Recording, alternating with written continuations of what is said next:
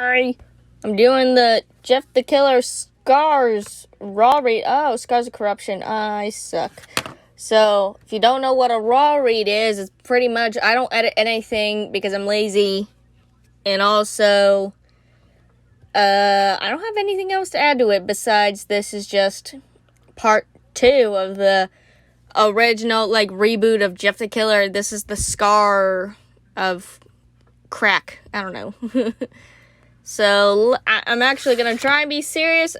I already read one of the quotes from someone. It says, "I'm pissed, Mom, and I am too." So, let's begin. I already fucked up. From the prologue to Jeffrey Woods. Brother, Friend, Killer by Lou Woods. Made because my doctor told me to, that it might make me feel better, and it doesn't. Before we begin this journey, I want it to be known that when I remember my brother Jeff, I remember a friend. I remember a big brother who taught me how to climb a tree, throw a baseball, play video games, and about a million other things. He never beat me up. Most siblings beat each other up. Never took my share of spending money our parents would send us off to the mall with, or made me feel like the tag along when he'd hang out with his friends. You had friends? He was my best friend, someone that, should I live to be 100 years old, can never be replaced. Jeffrey from down the street! Okay. So that was all, italicized. So that's the end of that one. Now we're on to someone different. Lane Dermott turned the key in the door of the mother's modest home in Mandeville, L.A., walked into the foyer of his home. He threw his backpack on the floor. Oh, it's Lane. Did I say Lada? It's Lane, creating a loud thud as the heavy books connected within the strike of the hardwood floor. Lane, what have I told you about throwing your books down like that? We just had the floors done. His mother, Nancy Dermott, scolds. Who cares? Just say his mom. Unseen, but most certainly heard from the nearby kitchen. I'm pissed, Mom, Lane replies, his voice laced with a sort of angst that only a teenager who feels slighted by society can produce. The only one slighted by society can only be the Woods brothers, and that's it, apparently. Because one's a killer, well, the other one does later, but I don't know. That's, possibility? His mother let out a patient sigh. What happened now, Lane? Are those kids still giving you a hard time at lunch? No, I already told you. I don't care about them. Lane's book of poetry, what's also doubled as his journal, had recently been fished out of the backpack by some mean-spirited peer or another and shared with the rest of the school. He'd had some problems with bullying since then, but Nancy had sincerely believed it was starting to slow down. Kids can only stay focused on on one thing for so long, in her opinion, and the expiration date on her son's latest abuse should, in her mind, be,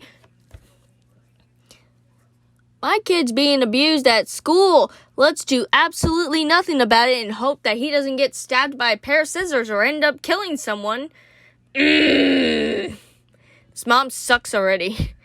She'd been raising Lane alone for some time now. Paul Dermott, who cares, just say his father, her former husband, and Lane's missing in action father had been out of the picture for the last 4 years or so.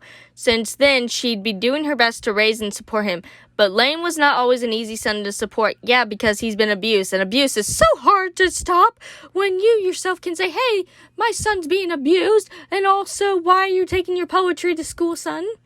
I mean, I get why you would, but also don't do that. His obsession with what his mother thought of as dark things drove a divide between them. He was at the age where she couldn't possibly understand him or his interests, and he had quickly established that she was an outsider looking in. Was he into corn? If it's not 90s 2000 corn, we can't talk. His room, adorned with strange books on the occult, disturbed art, and posters for strange foreign horror films, caused her to avoid going in there unless absolutely necessary. I mean, that just sounds like a kid who's in an emo phase, or even likes, ghosts and stuff. That's me whenever I was a teen, or preteen, I guess. into horror. She tried a time or two to explain to him that perhaps his interest in this disturbing piece of culture, or what caused him to be in these... I'm going to die here. That's what's going to happen. And these disturbing piece of culture are what caused him to become a target at his school. This, of course, only served to divide a deeper wedge between them, as he would insist that she didn't know or understand him. To be fair, that's a good wedge to be like, hey, your son likes this stuff. You don't have to like it. You can understand it for a thing or two. And also doesn't say what kind of foreign horror films, maybe The Grudge or like The Slit Mouth Woman or whatever, but yeah, it's something that I used to like probably back in the day. Now, on this otherwise lovely day in Manville, it would seem that Lane Dermott had found something new to be furious about.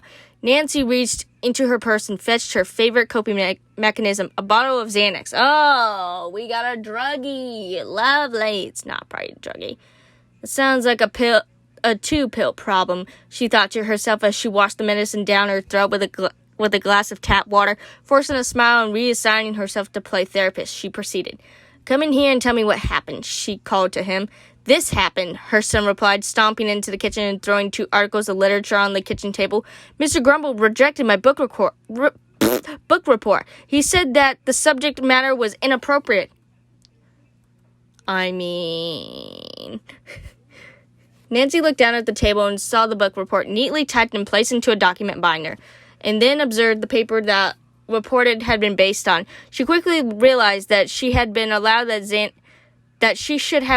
Xanax a bit more time to start working in its euphoric magic before engaging her son. Lane, that book is banned in schools. You know that. The school sent out a letter informing everyone. Why would you do a report on it? It's freedom of expression, Mom. Why can't any of you understand that? The Communist Manifesto is not a good book to bring to school, son. Like,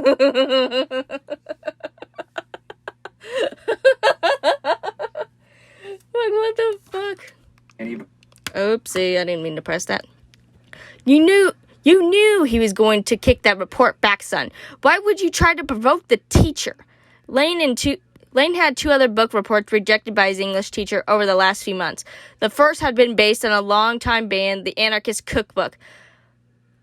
I mean, do they cook good food, though? I don't think it is. I've never read it. Well, the other had been a recently exiled piece of literature called Voodoo and Hoodoo. I don't know about that one. Removed from schools because it allegedly gave step-by-step instructions on how to prepare the cast hexes. I mean... I just remember certain books from our school that had to be banned, like Lolita, and like that's the only one I can remember at the top of my head, but mostly they didn't care as long as you weren't like doing it in class, and most of the times people read the book like face down so that you couldn't see what they were reading, so I guess it wouldn't matter. Now that the school had blacklisted yet another book, Nancy couldn't even form shock that Lane had immediately picked it up. Excuse me. She didn't mind that he read the book. She didn't mind that he was interested in its content. But she knew that he intentionally wrote the report just for a reaction from his teacher that couldn't be denied. Honestly, he probably gave a poker face as he was grading it. He was like, the Communist Manifesto. It's always the Communist Manifesto for me for some reason. Do not ask. I popped my neck, so sorry. Nancy picked up the small paperback, gazing at its dark cover. In stark white was the title. This book, an autobiography, hit the bookstore about 2 months ago. The residents of Manville, especially those in position of power, were not pleased at the content found within the book's pages. Corruption, cover-ups, privilege, family, money, abuse, and murder were the main themes. So most of the books that are coming out this year. Lovely. Manville was made to look like a haven for the wealthy and a pity and equality for those without it. Her former husband's name appeared a few times throughout. He'd been the assistant director of international affairs for the Manville police at the time, and the author of this book had not been very kind to the authorities in his telling of the events from 4 summers ago, back in 2015. Oh, so Jeff. Okay. Wait, 2015. So he is 19. So, okay. So this finally has a proper place to take place in. So you're telling me that Jeff and Lou had no way to contact their friends especially in-game, that they played video games quite a bit from. Okay. It's part of the town's history, Mom. Why is it okay for us to learn about all the other horrible events of our past, but I can't write about this? Because rich white people. That's why. And also, I think in my school we talked about Hindenburg disaster, World War II, World War I, Vietnam, we had an incident at our school that caused the death of a foreign exchange student, a normal student, and her family that suddenly did pass from a plane crash, and no one could write situations on that because, again, it was a touchy subject and it also had happened. I do know there was one kid who tried to write it for a psychology class, but that was to show the monitor of pain, of fake tears, and just to show how sympathetic or unsympathetic people had been. It was a ratio of just from his perspective, which it was very interesting because he found 30% of people showed emotion while the rest either showed quiet composition, the feeling of, hey, this is quiet time. The rest just did not give a fuck. Or there were people, I think there was a 5% of the school had something bad to say. Also my ex. But, it just depends on, I guess, English doesn't want that, but maybe psychology could, or sociology, This story just hits too close to home for too many of us, Lane, Nancy stated. She was feeling her temper start to rise a bit. Not just because her defiant son once again found a way to irritate his teacher, but because the events listed in the book in her hand had potentially led to her husband's leaving her and Lane behind. That kind of doesn't make sense. I mean, it does, but it doesn't to me. I mean, if he feels like a failed police officer, I guess, but that's I guess more. You could always blame Lane, I guess, because Lane already seems like the perfect thing for you to blame to take Xanax. Lane would have most likely been shocked to learn that his mother had purchased a copy of the same book his rejected report had been based on. Nancy, like many other residents of Manville, had been deeply impacted by the actions of Jeffrey Woods. Anything that happens in my town as well, a lot of people pick it up, especially when it comes to true crime, which I'm also in that field of true crime. Following the brutal slaughter of his parents, Jeff Woods, why'd you say Jeffrey Woods one way and not the whatever, had gone on to kill 4 more people before he had finally vanished for good. Nancy hadn't personally known any of the victims, but in a small town as Manville, she'd at least walked past them once or twice at the grocery store or at the park. So I'm guessing killed Randy and his goons, potentially, maybe. After killing his parents, Jeff the Killer targeted Officer Donald Williamson of Mandeville Police Department. I don't know why he did, but he did. He'd been the officer of the first investigation, Jeff Woods, for fighting with 3 other kids. Oh, okay, that makes a little more sense. In the parking lot of the Village Shopping Center. He'd also been involved in the investigation of now infamous flare gun incident in Randy Hayden's garage. Lou Woods had the following to say about Williams in his book. Really? So they even got the book from his brother. Ooh, maybe his brother was like, I'm going to submit this report. From Chapter 4, Corruption in Uniform. Never in my life would I have believed the corrupted small-town cop archetype could exist in such a larger-than-life captivity. Donald Williamson, my brother's 3rd victim, embodied so many corruption that one would almost think from a work of poorly written fiction. The woman at the video store called the police about the fight, and it was none other than Williamson who was assigned to investigate. He blamed my brother and I for the entire incident. He insisted that our failure to chain up our bikes without somehow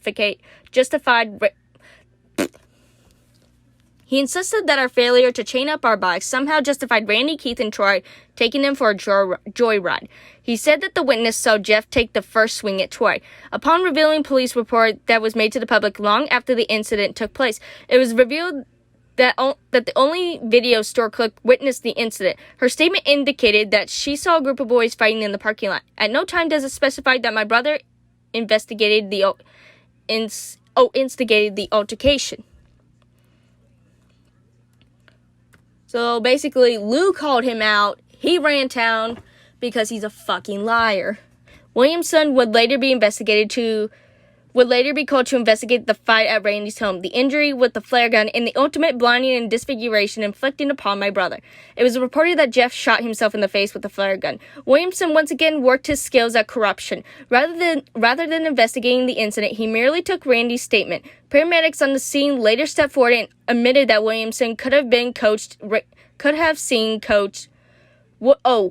be seen coaching Randy, Keith, and Troy as they wrote their statements, practically feeding them their lines like a stage director in a play. The next victim my brother would take was most likely the only true incident one... The next victim my brother would take was likely the only truly incident one to fall. Benny Rosenberg, chief editor of the NOLA Watch, and had been contacted by Jeff about 2 weeks after the murder of Williamson. By this time, the photograph taken of Jeff by Williamson's son had made the national headlines. The pictures, accompanied by the USA Today labeled Jeff the Killer, had by now turned my brother into a national sensation. Questions that were asked now, and I have no doubt in my mind that Randy Hayden's father, along with the officials in the Mandeville Police Department, were scrambling to keep any of the facts of the case hidden. The Mandeville police were only giving cookie-cutter answers, usually falling back on the excuse that all the facts would be revealed only once the case was closed. No one close to the investigation would speak in any detail, and tough questions were often directed to the MPD's Public Affairs Department, which somehow never seemed to have their telephones staffed. Phone messages were left unanswered, reporters were ignored, and everyone seemed to be in too much of a rush to stop and talk. So they know they were in the wrong, and they don't have an idea how to fix it. Ha ha ha. Scroll down. The encounter between my brother and Rosenberg is one that is well documented now. The tape recording that Rosenberg had been using to conduct the interview returned to the NOLA Watch about a week or so after Rosenberg's death. Monica Davenport, who'd maybe if I could speak, who'd been the assistant editor, released the tapes in her own news documentary, Jeff Woods, The Killer Speaks. The recording, the only known testimony by Jeff himself, tell of the real encounters, with Randy and his friends. The tapes reveal how Williamson worked to whitewash the investigation and served to cast further doubt on Randy's explanation of events with the flare gun. The tapes were released after the investigation of the MPD, and Maxwell Hayden had already begun to look into. However, they helped to shed the light on the corruption actions committed by the Mandeville officials. I can't talk now after I took a drink. Jesus. Rosenberg's death, for example, was not made public for almost 24 hours. Of course not. The police on scene claimed that they couldn't identify Rosenberg and had to contact lab testing to uncover his identity. However, Monica Davenport, who actually contacted the police, testified that she'd given the 911 dispatch Rosenberg's full name and even explained why he was out in Mandeville that night. Actually, considering that he probably was murdered in the house, what I do believe it was in, it most likely would have been, hey, it's Rosenberg. It is believed that due to the Rosenberg's connection with my brother, the MPD were instructed to keep the matter quiet for as long as possible to protect the slowly recovering image of the town. The police did not want to have to admit that Jeff Woods was still on the loose 2 weeks after his last murder. Considering you didn't find the fucker. There is also a darker conspiracy that I can only call such because no further evidence was ever discovered. However, considering that tainted reputation and obvious corruption within Mandeville, it stands to mention anyway. According to one of the EMTs on scene, Rosenberg was still alive when the police first arrived. She believed that the MPD acted immediately. Rosenberg could have survived his attack by Jeff. Even though you're not describing how he was assaulted or killed, the official police report states that when officers arrived, they did not initially see Rosenberg's body due to the lack of street light in the area. Bullshit. They claimed to have searched the exterior of the small building where Rosenberg and Jeff conducted their interview. Then the police officer on the scene claimed to hesitate to enter the building until he was able to confirm that his watch commander whether or not a warrant would be needed to enter. Davenport lambast the police on this, as the regulations clearly stated that entering the building without a warrant is lawful, so long as the officers have suspicion that a crime is being taken place inside said building. Breonna Taylor says otherwise. What? Who said that? What? Who said that? Furthermore, the door of the building was ajar at the time of the officers' arrival. Shining the flashlight into the door would have immediately released Rosenberg's body. Once the larger conspiracy began to become public knowledge, the rumors continued to evolve that the police didn't want Rosenberg to survive the injury due to the knowledge he'd gained from speaking to Jeff. They were not aware of the tape recording, and perhaps assumed that with Rosenberg dead, no further information about Jeff's murder could surface. Lew Wood's book cataloged the next victim in similar fashion. There we go. There's our boys. Keith Jacobson and Troy Lockett were Jeff's next victims. They took place 2 weeks after the death of Williamson, and the night after the death of the journalist from New Orleans. Had the Manville police not worked so hard to keep the death of Bernie Rosenberg quiet, perhaps Keith and Troy's parents could have done something to protect them. They would have at least known that Jeff was still in the area. However, with Rosenberg's death still not officially reported, the town was starting to relax again. Perhaps they all believed it was over with the murder of Williamson. To be fair, when you hear of an assault from these three boys, yeah, even if they say weren't involved, I'd still try and protect my kids. You keep them off the streets for a second. The double homicide took place at Keith Jacobson's home. Investigators believe that Jeff was able to gain entry into the house through the unlocked patio door. Keith was found brutally stabbed to death in the kitchen of his home. It is believed that Troy overheard the commotion from the second floor of the home and was in the process of descending the stairs to investigate. His body was found at the base of the stairs. His death was also caused by multiple stab wounds.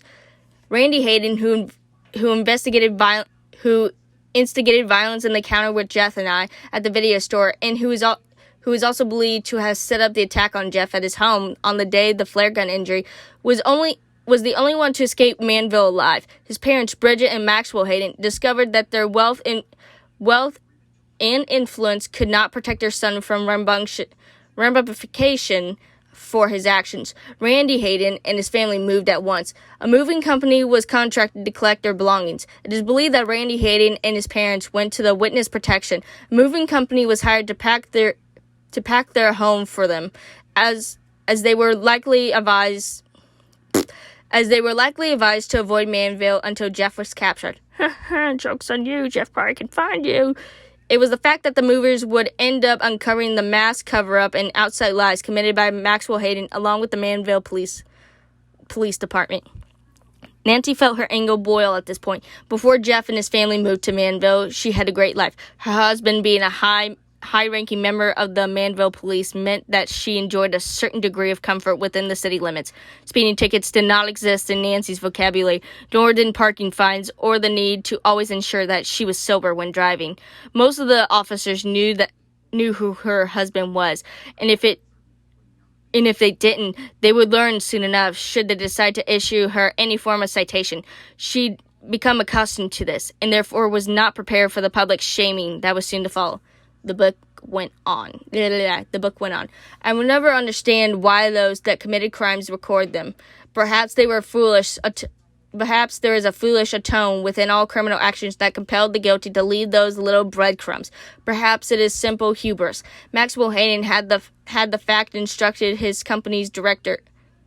I had a stroke reading that. Maxwell Hayden had in fact instructed his company's director of loss prevention to supervise the movers personally on each of the 3 days that they were packing up the home. However, no one can be everywhere at once, and even under the watchful eye of Hayden's guard dog, the movers were able to strike gold. My personal belief is that the Loss Prevention Association was busy watching over the jewelry and other valuables. He likely never thought that the real burned treasure would be found in a simple leather-bound day planner left in plain sight on the Hayden's nightstand. According to the movies, he picked up the planner and stuffed it into his back pocket so that he could pick up the nightstand and carry it out of the back room. By his own admission, he had no interest in the book. However, upon returning to his home that night, after a long day of moving furniture, The mover discovered he'd forgotten to remove the planner from his pocket. He stated that he tossed a small book onto his coffee table and had forgotten all about it for a few days. By the time he realized that he still had it in his possession of the planner, the move was complete and the truck carrying all of the Hayden family possessions was on his way to wherever they'd gone to hide. Why is this so fucking long? Get to the point. Just show us Jeff trying to kill. God dang it. Is this Jeff the Killer? The autobiography. Fuck. The mover reported taking the planner to Hayden's office building and leaving it at the reception desk. There, the chain of custody is unknown. That is, until it appeared again in the hands of the local media. By the time the small day planner made its rounds, it had visited the Funeral Bureau of Investigation, Louisiana State Justice Department, the Attorney General's office, and about half a dozen other organizations. The little planner contained meeting and lunch schedules between Maxwell Hayden and Paul Dermott, who at the time of the Assistant Director of International Affairs for the Manville Police Department. The meetings all took place after the initial fight between Randy and Jeff in the shopping center parking lot. Oh yeah, that's right, I'm stupid. Other members of the Manville Police Department were penciled in for lunch or dinner, including Donald Williamson himself. This sparked enough red flags for the powers that existed above or beyond Hayden's influence to dig deeper. By then, questions were already being whispered about anyway. The physician at the hospital, Dr. Ronaldo Diaz, had been demanding a complete ballistic report from the day of the flare gun incident. He did not believe, based on the angle of the wound across Jeff's face, that the injury could be self-inflicted. Hold on. It's screwing up here. Two-story acid. Okay, cool. You keep doing that to me. He informed authorities that he initially waited on filing the formal request of the report because he assumed the police would have further investigated Randy's questionable explanation of their own. It wasn't until he realized that wasn't going to happen that he had taken a step further. To accompany this allegation, Hayden's planner showed a lunch schedule with the Manville Police Department Director of Crime Scene Investigation, Laura Dubois, I don't know. The MPD went on to deny Diaz's request for further information, instead assuring him that the matter was being fully investigated by their own personnel. Once the planner was thoroughly analyzed, the dialogue of federal investigation fell on Manville like a plague of locusts. The MPD was gutted with all of the top brass either resigning or forced out. Many officials admitted cool, I'm gonna die here. That's fine. It's hot as hell. Many officials admitted to being bribed by Maxwell Hayden, while others attempted to claim that they were blackmailed or pressured. Those claimed pressures from above decided that a sacrificial lamb was in order, and Paul Dermott became said lamb. A picture was painted of Dermott and Hayden working side by side. Hayden's money combined with Dermott's position allowed him to play the city of Manville like a game of chess. However, the Dermott's lawyer did an impressive job of throwing just enough doubt onto the jury that were unable to decide. Oh my God, why the hell? The Dermott's lawyer did an impressive job of throwing just enough doubt at the grand jury that they were unable to decide if he was truly a mastermind or simply a pasty. No indictments were made, and Dermott quickly resigned his post and left Manville. His wife received divorce papers in the mail sometime shortly after he left town. His excuse was that he needed to start from scratch and could not drag his family through the mud with him. Oh, so you leave them to feel the wrath of the town. Okay, cool. Yeah, you're a douche. This destroyed us. You know that, Nancy suddenly shouted, causing her son to startle a bit in surprise. Jeff Woods caused more problems for the city than I can count. That's why the book is banned at your school, because we want this forgotten. We don't want Jeff the Killer to be part of our history. Lane began to argue back, perhaps to the point Never mind, that's out there. I was like, why is the door jiggling? Perhaps to the point perhaps to point out some hypocritical notion that his mother or his teacher was failing victim to. But Nancy continued to rant, giving Lane no time to speak. Your father had to leave us because of this. Left us here to fend for ourselves. Max Hayden, that bastard cut some sort of deal, testified against the city that I called home for so long. Now he's living a life with a new name. His son is probably getting ready to start college with his secret identity, and he'll never have to face the consequences that you and I did, Lane.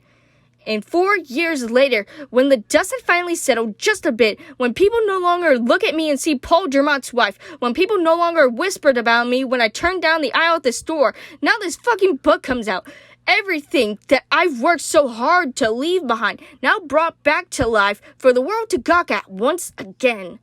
Nancy was crying now. Lane trapped in the realm between the sympathy he felt for his mother and the anger that it still harbored for this book report being denied, simply exited the kitchen with no further commentary on the matter. He returned to his bedroom and took to the internet to voice his rage instead. He logged on to his Facebook profile and began a long rant about censorship, freedom of speech, corruption, and the hypothetical world that he was forced to exist in. Oh, my mommy didn't give me the liberty to live because now I lived in a corrupt world. Blah, blah, blah, blah, blah. Suck my nuts. I've already heard those kids so many fucking times. Oh my god, I bet you he posts to Twitter too. How lovely. This was made in 2018, 2019. Yes! He went into a vivid detail about Lou Wood's book, about how Jeff the Killer was the only thing that put Manville, LA on the map. And I thought we were in Louisiana. Maybe that was his... Wait. I thought we were in Louisiana.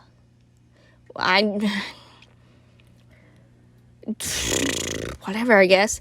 LA on the map. And about how his teacher was simply afraid of the truth, and so on and so forth, and so on it went. After Lane Dermott felt that his work in the field of exposing social justice was done for the day, he collapsed on his bed and dozed off, still brooding over the unfair nature of life. Suck my nuts, kid. You want to talk about unfair? Bet you're gonna die, or your mommy's gonna die. Excuse me. Ew, the Pepsi's flat. Gross. I'm still gonna drink it. Several hours later, he was awoken by a commotion from outside of his bedroom. The faded light coming in through the window told Lane that it was late in the evening. There was a sudden loud crash, followed by what he thought might be soft cries. The whimpering tone sounded as though it belonged to his mother. Lane stood from his bed and placed his ear to the door. He was now certain that the voice belonged to his mother. At first, he didn't react. Over the years since her husband left, she'd fallen into doubts and depression, and it was not too uncommon for her to suddenly begin to cry with no abrupt provocation. The crashing sound, though, it was something new. It had been too loud to just be a simple plate falling and shattering or a picture dropping from the wall. Slowly, Lane cracked the bedroom door open and could now hear his mother better. She wasn't just softly crying, but rather sounded as though she was begging. Please don't hurt us. Please just leave. Lane looked around his room for anything that he could use to defend himself. However, it was getting dark. It was getting dark outside, and he didn't want to risk turning on the bedroom light and alerting who was terrifying his mother that he was back there. He didn't have a cellular phone or a landline in his bedroom, and there was nothing immediately visible to use for self-defense, for his only option were to stay hidden or to get out and see what was happening. He could have likely stood in the doorway and debated this all night, but suddenly his mother screamed, raising her voice from the sheepish tone she had been uttering her pleas to a full-on sound of terror and panic. No, please, no! The voice of Nancy carried back to Lane. Lane exited his bedroom and stepped into the darkened hallway of his home. What little light still came in from the windows was a dull orange that only late twilight could produce. The house was small, and within a few steps, he knew that he'd be able to see in the living room. Still looking for any means of self-defense, Lane's eyes fell on the small wooden stand that sat in the hallway of their home. The phone stand that never used that was never used for a phone since the only jack was located in the living room contained a small shelf underneath its base. Sometimes his mother would keep her few sewing instruments in there. He knew there was needles and thread, but what he now prayed for was a sharp sewing shredders. They sprung to his mind because Lane was told from time to time. Because Lane was told from the time he was a small child that they were dangerous, sharp as knives. Every time he touched them, as far back as he could recall, Nancy felt it was her duty to remind him to be careful. As silently as possible, Lane opened the drawer, feeling the degree of gratitude at how silently the shelf glided out. Looking down, he saw the long scissors that were in fact in the drawer. Being careful not to make a sound, he drew them out and, with a shaky sigh of nerves, once more began to move towards the sound of his mother's begging. That's so fucking long. Oh my god. Lane slowly peeked into the room, his eyes growing enormous and his heart freeze in place at the sight before him. His mother, cowering on the sofa, pushed back as far into the backrest as anyone could, was holding her hands up in a pleading gesture. She was crying loudly. This sight alone, though, oh my fucking god! Oh my god. This sight alone, though, is not what pulled Lane from his former state of caution, fear, and into a state of crippling panic. He's seen his mother break down and cry many times, especially during the first year that his father left. No, it was the source of the current horror that froze Lance in his tracks. Was it Jeff the motherfucking killer? It stood close to 6 feet tall, dressed in ragged clothes with long, filthy black hair, practically hiding one of its face, and a long kitchen knife grabbed in its hand. It was tilted its head back. Okay, grammar. Wait, it was tilted its head back and forth, almost as though it was a more curious animal trying to figure out the best place to strike its prey. It would change positions before the sofa every second, as though attempting to further torment Nancy, keep her unsure of when and from where it would strike. Lane risked taking another step. Then suddenly the ghoulish intruder looked at him. Oh, shit. It was the moment that Lane found himself trapped deeply between disbelief and amazement. The face staring at him from across his living room was far too iconic to mistake. From the other side, an almost sane eye locked in. A smile formed. Actually, I just remembered he's blind. Now he's clockwork. A smile formed. Oh my fucking god! I told you I can't read. A smile formed as he realized it had trapped Lane in fear. The other side of his face, though, it was something drawn perhaps out of the. There was something drawn perhaps on the tapestries. Tapestries of hell. The eye was nothing more than a milky white bulb. Lane felt that this was what the eye of the monstrous creature might develop should it spend its life swimming about the pits of the Marina Trench. From the mouth to its eyes was a long-healed yet quite pronouncing scar. The scar stopped briefly at the blank eye, but began again above the eyebrow, traveling up the forehead and on top of the scalp. Lane slowly raised the scissors to his chest level, now gripping them with both hands. Understandably, Lane could not overcome the pure shock of finding one of the descendants' most infamous serial killers standing in his living room. Oh, cool. Now we get another fucking chapter from... Oh, my God. Let me say this now, because I'm going to write this shit up real quick. Why don't we have it be Lou's perspective and how he's going through life as everyone knows him as the serial killer's brother that has gone missing for a moment but comes back every time to time to be avenged by the people who's wronged him. Now, mind you, that would sound pretty cool. I don't need to care about Lane because Lane's a little douche and I know he's going through a phase. The mom's just awful too, so they both deserve to die.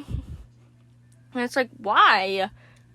Like, why are you gonna make it be a book? And then half of this is like chapters from that book that Lou had made and about how the corruption is. Okay, I get it. The corruption of this place is awful, and his parents were awful.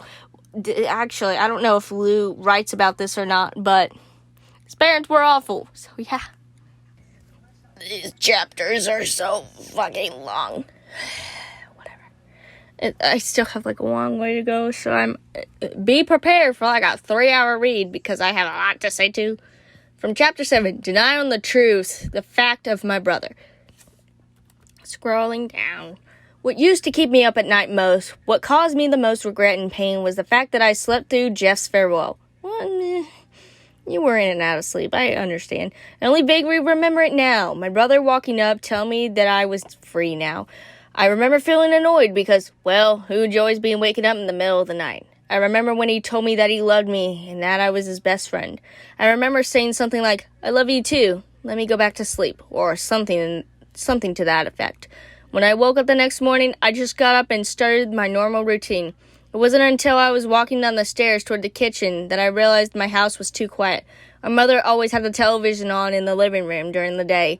It was almost 10 a.m. and the house was silent.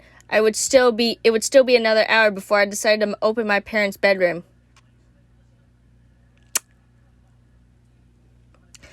You're a shit son. The rest of the week is still a blur in my mind. The police arriving, my parents being taken out, wrapped in bed sheets. I was sure that Jeff had been kidnapped by whoever murdered our parents. Of course, I remembered him waking me up in that cryptic goodbye. But when it's your brother, a trusted face you've known your entire life, it's not exactly easy to apply that person to murder. Unless they're batshit crazy. Or they just got, like, disfigured in the face and have heard that their parents only care, or that the mom only cares about the looks of their son rather than, oh, is my baby gonna be mentally okay? Is he ever gonna see again?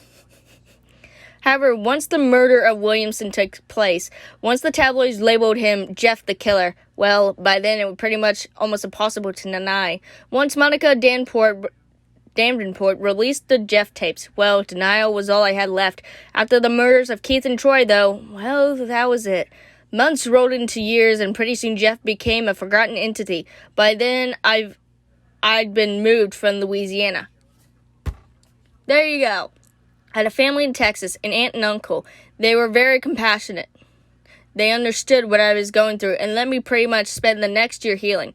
I still remember sitting up in my bed out there in Texas, feeling tears pool into the corners of my eyes. My greatest fear was that perhaps Jeff was trying to find me, that he needed help. I pictured him waiting around our very short-lived home in Manville, perhaps wondering where I was. Those sorts of thoughts kept me up the most that year. Excuse me. Sometime a letter would be addressed to me out there in Houston. It would be forwarded from the old address. No return address, usually. I would get so excited as I tore it open, convinced that Jeff had found a way to write me, to let me know that he was alive, when it would turn out that it was a piece of junk mail. Just some advertisement designed to look like a real piece of mail. My heart would sink, and I would feel regret creeping back in. Regret for not waking up and talking to Jeff on the night he left. At the very least, I could have told him goodbye. Jeff the Killer, Lane whispered, still holding up the scissors. Jeff looked down at Nancy, his face locked into a twisted mask of insanity, and drove the knife down towards her chest. Shit, fuck!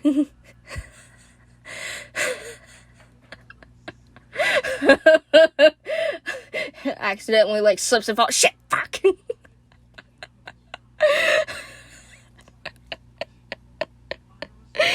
I just can't help imagine him, slipping and falling, trying to murder her, and he just falls, and the knife just goes in his chest, and he goes, fuck! Jeff screamed, suddenly realizing releasing the knife and letting it fall to the sofa. Lane looked over and saw his mother had brought the point of her knee directly into his groin of the attacker. Jeff staggered back against the wall, gripping his crotch while trying to still threaten both Nancy and Lane. While the intruder didn't account for what Nancy Dermott spent the majority of her adult life married to a policeman, He dragged her to every self-defense course that he could. For years, the training was drilled into her. Always go for the soft parts, the eyes, the testicles, the throat. What if they're a woman? Purple nurple. I don't know. Jeff suddenly lunged, attempting to dodge around Nancy and grab the knife that he dropped. During the initial kick, Lane was still frozen in place. For all the dark poetry and journal entries that he created, many detailing the ways to exact revenge on those didn't appreciate him. Most girls and teachers. Now that he's actually had a chance to stab someone, he found that he simply couldn't manage the act. Some people get frozen in fear, my dude. Jeff grabbed for the knife, got one hand around the hilt, but never had a chance to brandish it. At the very moment that he awkwardly attempted to rotate the blade, Nancy brought her living room lamp down into the attacker's head. There was the grunt of pain as Jeff fell forward onto the sofa, the lamp shattering, but before Lane could blink, his mother grabbed the next closest weapon, a large crystal ashtray that sat up on the coffee table. She raised the object above her head and with a scream of rage smashed it over the young man's head who moments before had her under what he believed was complete control. "Oh God, Lane, are you all right?" Nancy shouted at her son. "Yeah, Mom, are you?" Before she could answer, Lane began to move closer to the unmoving body in the living room sofa. "Stay back, Lane. He might get back up. Then keep beating the shit out of him." "Mom, I don't think he's getting back up. Look." Lane pointed to the blood pooling underneath the still body on the couch. "I've seen Higurashi. Those bitches get up." From the 2016 documentary, Jeff Woods, The Killer Speaks, by Monica Davenport. Interview conducted with local Mandeville youths, addressing the cultural movement known as Jeff's Killers. Monica Davenport addressed the camera while standing outside of a small home that appears to be in rural St. Tamary Parish. Monica: "I'm here on the outskirts of Mandeville, LA, where a group of high schoolers aged kids gathered on a regular basis. That would be their purpose of gathering. Well, they call themselves Jeff's Killers, and they view him as a sort of anti-hero, and many say they are anxiously awaiting the opportunity to meet him in person." The film cuts to a montage of various teenage participants, many with scars officially decorated on the side of their faces, with some contact lenses giving one eye a cosmetically enhanced whiteness. All the teens give short answers, some just one word, other a short phrase. All the same message, Joe. Jeff Woods. We're here to celebrate Jeff the Killer. The Killers. Always Jeffrey Woods. Always. So basically, when Jeff came around and was on Tumblr. Oh, God. Why do you come out to celebrate Jeffrey Woods? He's a serial killer. He murdered his parents. How do you find him a hero in that? Also, this reminds me of a bunch of other serial killers. Like, I keep thinking Jeffrey Dahmer, but I don't know if that's correct or not. Jeff is like, he's showed the world that you can do something about abuse. So many of us. We've grown up dealing with this stuff, and we can't do shit. Jeff did. Jeff thought he did it. Yeah, Jeff Woods, he was a nice guy. He tried so hard to turn the other cheek and all the crap they teached us in school. He did everything the way we're taught to do. The way we're taught to do it. All the crap society tells are stepping stones from being a normal and happy person for most of us. For most of us, if it works out, great. You get to be a cheerleader or some crap. You get to march in the Labor Day parade. Woo! Jeff, though, all the times they tried to tell us to be happy. Well, he just snapped and did it on his own. No, forget all that shit. Jeff the Killer's a fucking rage. Turn all the way up. People thought they see it. They see us. They see us walking around, and do they think we're freaks or do they think we're weak? But Jeff the Killer showed the fucking world that they only push someone so damned far. So keep pushing us, motherfuckers. Go ahead. Sure. Sure, buddy. Do you all believe that Jeffrey Woods could still be alive? And if so, what would you say to him if had the chance? Various responses are shouted towards the camera. Hang Randy Havens by his fucking balls. Actually, yes, please. Burn this town down. And you? What would you say to Jeffrey Woods? I'd say, come hang out with us. Come show us how you managed to let go all the shit all the shit that's holding you down for years. You just want to be free. We just want to be free. Just like you. Fucking freaks, the haggard-looking man muttered before dipping a glazed donut into the mug of cheap coffee. Although only in his early 40s, Detective Dalton Bradshaw of the Mandeville Police Department looked much older. His hairline had begun to retreat from his forehead a bit much more each year. The 2 packs of Pall Mall Reds that he smokes between waking up at dawn and returning home, oftentimes well after dark, had done nothing to assist in preserving his once chiseled appearance. His teeth were stained from the tobacco, his face bore wrinkles, and his eyes always looked exhausted, regardless of how much sleep he might enjoy the night before. He'd been watching various clips from Davenport documentary while watching at the tiny and disgusting little coffee and donut joint for the better part of 2 hours.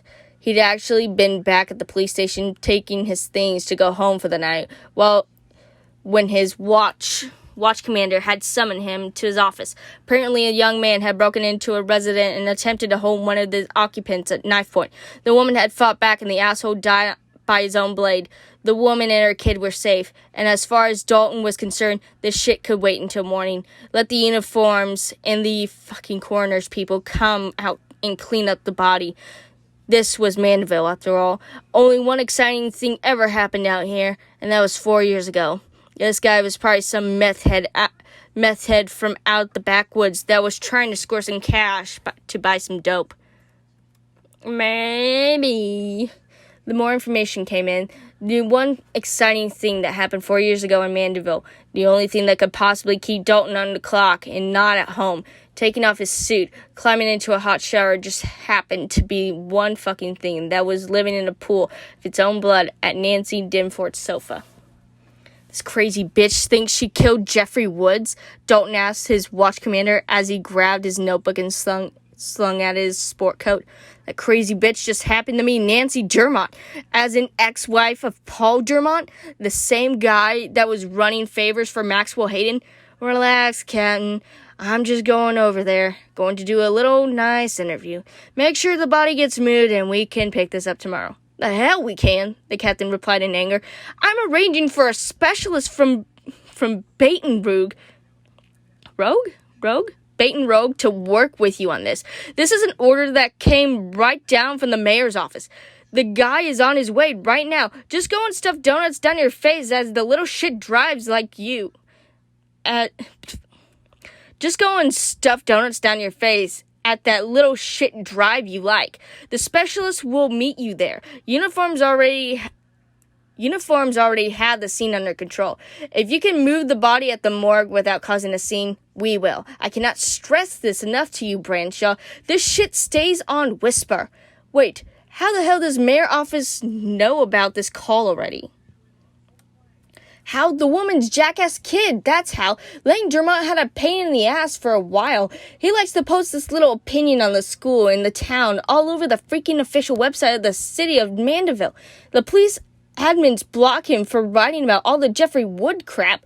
They would tell him it's a blacklisted subject, and then the little shit just goes and makes a new account and does it all over again. Anyway, while his mother was busy calling the cops, her 16-year-old idiot was busy photographing the body and posting a picture of it right there on the town's message board. The admins deleted the post, and we can only pray to God that they did so before anyone else saw it and copied it. The mayor sure as hell saw it, though, and believe me, he's just looking for an ass to kick right now. And he thinks he needs some sort of, expert on loonies and window lickers to come down here and tell us what a dead freak looks like, Dalton asked. I don't care what the mayor thinks, Bradshaw, but our chief of police does. So for now, please just go down there, drink your coffee, and wait for the guy to show up and meet you there. Then gladly go over to the scene of the crime and let this guy help you investigate it. And I can expect to go home when the captain screamed some harsh words of motivation toward Dalton Bradshaw in response to his question. And finally, the overworked detective plodded over to his car and locked in. Once on the road, Dalton reached into his glove compartment and removed a small Ziploc containing a small Ziploc bag containing about 8 small pills. "Damn, I'm running a bit low," he stated with a frown, staring at the baggie. The pills were Adderall, though Dalton could not have the Dalton could not guess at the dosage or age of the pills. One of his on and off again lovers, a woman who would often ask Dalton to go over there and scare her ex-boyfriend into paying her overdue child support, had given them to him secretly. They were her kids, but apparently the kids didn't like them. Said kid's mom and an occasional evening companion of Dalton's believed that the detective could use a boost of energy, as according to her, he looked like reheated shit. He swallowed 2 of the pills, even though he knew he would try to stretch the few he had left out for a week or so. But for the time, he was more concerned about staying awake at night. It was if some suit from Baton Rouge I don't know why I can't talk, were in fact coming to assist. This would not be a short evening, to say the least. Dalton was unpleasantly evaluated as he sat at the coffee shop, feeling the artificial energy and euphoria from the pills start working again and gathering in his brain and pulse behind his eyes. "I don't know what the hell is wrong with Gina Maria's kid. If he doesn't like this shit," he mumbled to himself as he clicked play on the next video from Monica Davenport's documentary. From 4th grade school project, Who is Your Hero? By Jeremy Lyman, Crestonwood Elementary School, Dayton Rogue, LA. My hero is my Uncle Simon. Uncle Simon works as a special kind of police officer who tries to arrest criminals who have already gotten away. His job is to study the clues and try to find the bad people, even when no one else can find them. He keeps us safe. I'm going to go ahead and assume by the bearded stubble and bloodshot eyes that you're Dayton Bradshaw. A voice suddenly spoke behind the detective as he was focusing on Davenport's film. Dalton looked up at the man addressing him. It would seem logical that this would be the specialist from the Baton Rouge. But based on his appearance, Dalton almost had to second-guess himself. The man standing before him was a lot younger than he was expecting for starters. He estimated that this guy's age couldn't be older than 30, perhaps even younger. He was skinny, had a small goatee, and was dressed more for a day at the mall than a night investigation of a murder. Do all the special state investigators walk around in jeans and t-shirts these days? Dalton asked without smiling. Sorry, dude, my boss had to learn to accept it. I don't do suits unless it's a funeral or a wedding. My name is Simon, by the way. Or if you want the official introduction, I am Agent Simon Lamont of the Unsolved Crimes Department of the State Louisiana Police. Dalton blinked, and he had to take a moment to compose himself, or else he feared he might laugh in the kid's face. Hold up. Your name is Simon Lyman? Why would your folks do that to you? Oh, you misunderstood. My parents didn't name me Simon. They actually named me Solomon Lyman. I legally changed my name to Simon when I turned 18. Why the hell would you do that? Duh, so would rhyme. Dalton found himself chuckling, just a bit in spite of how annoyed he was at the ever-increasing lateness of his workday. He realized that now, even if they wrapped this up in record time, he would still see the inside of his apartment until it was far too late to do anything other than go straight to bed. Well, sucks to suck, buddy.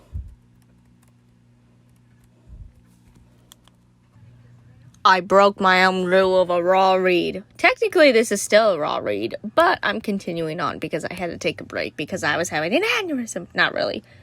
Well, we can get to know each other on the other side of there, Ryman Simon. I want to get home before sunrise, though, so if it's all the same with you, Ryman Simon, oh yeah. See, that's why I changed my name, for shit like that. Dalton dropped a few dollars on the table to cover for the food and coffee the 2 men left out for Nancy Dermott's house. The drive from the small coffee joint to the crime scene was less than 10 minutes. However, Dalton quickly learned that Simon was not the type of person who let time pass without conversation. Okay, so I'm assuming you'll be the bad cop in this little investigation, right? He asked Dalton, a sarcastic tone lancing his words. Nope. I'll be playing the tired as hell cop who wants to go home. I tend to play that role every time my shift goes into overtime. And you'll play the what?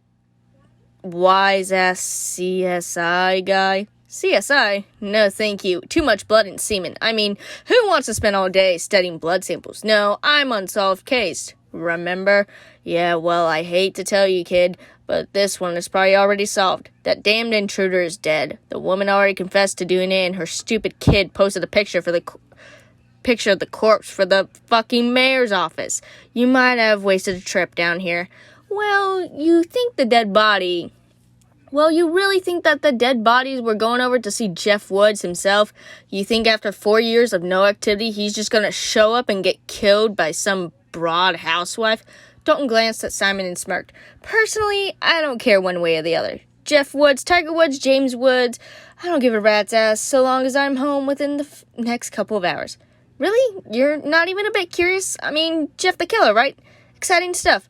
Maybe to you and the rest of the world. I don't know. I'm still with the NOPD when the whole thing happened here in 2015. I didn't transfer out to Mundville until almost the end of 2016. Sure, I read all about the incident when it took place, but those yuppie fucks out here will freak out over anything. In New Orleans, we investigated several homicides a week just in the district alone. Some kid had a nervous breakdown and stabbed a few people. Doesn't exactly have the same impact when you work in a city where murderers don't even make the front page anymore. Why'd you leave New Orleans then? Look, Simon, I'm sure you're a nice guy, and I bet all your co-workers love you. Well, let's just stay on track here. If this case turns out to be a longer ordeal, I'm sure we'll find all the time in the world to tell war stories. But for now, let's just focus on the task at hand. With that said, they rode the last few blocks in relative silence. Dalton only spoke again when they arrived at the scene. We're here. Now listen. I'm not sure if you know this or not, but Nancy Dermont's husband was somewhat tied to the whole Jeff Wood fiasco. So try to avoid making any stupid jokes. Trust me, Dalton, I know about Paul Dermont and his ties to Maxwell Hayden. I read Lou Wood's book and all the other seedy little secrets that seem to be published. And a few that haven't. The two men walked up to the Dermont's front door, where a uniformed officer who looked to be all of maybe 21 years of age was standing. The officer began addressing Dalton as he approached. Paramedics moved the body to a stretcher, and I think the CSI people are are just about done. There apparently a brief struggle, but the intended victim really did a number on the guy. Outstanding police work, Junior, Dalton responded, stepping around the cop and walked into the home. Bradshaw, you finally here to take a look over the scene or what? An older officer said. Holy shit, Frank. Yeah, I'm here to take over the scene. Give me a briefing so you can get the hell home before you die from breathing. Frank, whose age and weight suggested that he might in fact have difficulties, should he ever try to jog more than a few feet, waddling over to Dalton and began reading from a report form. Okay, the dead fuck is on the way to the morgue as we speak. CSI determined he got through the back door. What I can say, folks out here never heard of locks or something. Intended victim was Nancy Dermont. Her son, Lane Dermont, witnessed the struggle and the death of the intruder, blah, blah, blah, boilerplate, blah, blah, blah. Apparently 16 years old, Lane believes that this intruder is none other than Jeff Woods, the victim. The victims are in the back of the house right now. Nancy said she was sick of looking at the blood on her sofa. The morgue. I thought they were going to leave the scene intact until I got here, Dalton said. Yeah, Dalt. Orders were to keep things quiet. When they saw the chance to move the body without a lot of gawkers, they took it. Neighbors have been popping by every so often, knocking on the door, being nosy, typical shit. You got pictures on the intruder? Simon asked Frank in a casual tone. Who are you? The pudgy man asked in slight annoyance. I'm the president of the Dead Body Fan Club. Now let me see the pictures so we can kindly sign the report and you can kindly head back to SeaWorld and get to your ticket. What is this man's problem? But I also love him. This fucking kid got a problem here, Dalt? Frank asked, turning his flushed face towards the detective. Relax, Frank. I'm the one that has to work with him. I'm from the state police. Investigates unsolved cases or something. Just give me the pictures. Maybe if it'll scroll down. Frank handed the pictures to Dalton, at which point Simon immediately snatched them away. He looked through them slowly at first, as Dalton joined in on the viewing. But as the progress through, he began to flip over faster and faster. The collection of photographs ranged from up close, up the intruder's face, to shots of his corpse collapsed on the sofa. What information could be gathered on the side by the CSI crew were all cataloged, such as weight, estimated weight, height, estimated weight, etc. Well, this isn't Jeff Woods, that's for sure, Simon stated with no doubt. Handing the pictures to Dalton. How can you be sure? Well, the height is wrong after all. This guy is taller. Jeff Woods stood 5'10" tall. Also, take a look at the clothing. If Jeff Woods really had been stalking the countryside out here for the last 4 years, I doubt he'd be wearing new clothes. Frank decided to chime in. New clothes? Kids, are you blind? I saw those rags before. They practically zipped him up and hauled him down to the cold stores. His shirt and pants were practically falling apart. Well, I'm sure your CSI crew will agree. Allow me to save them some time and break this down for you guys. The cuts on his clothes are clearly made with scissors. Clothes that rip on tree branches, for example, tend to be torn in ragged fashion. These tears were done on purpose. Plus, the pattern of rips is too far intentional to be thought caused by snagging branches. This guy was clearly attempting to create a costume of sorts. Plus, the shoes always give it away. He wants us to believe that he's been wearing the same stuff for so long that it's just falling apart. But his shoes are in pretty good shape, for what I can tell from the photos. Plus, he's wearing hiking boots. If he was really living off these lands for this many years, he'd take whatever kind of shoes he could get, or maybe even still wearing the shoes he was left home in. Instead, he's wearing a fairly new pair of shoes that just happen to be perfect for escaping the woods after murdering a couple people. Kid, you know he could have gotten new clothes along the way or something. It's not that hard to break into a store and...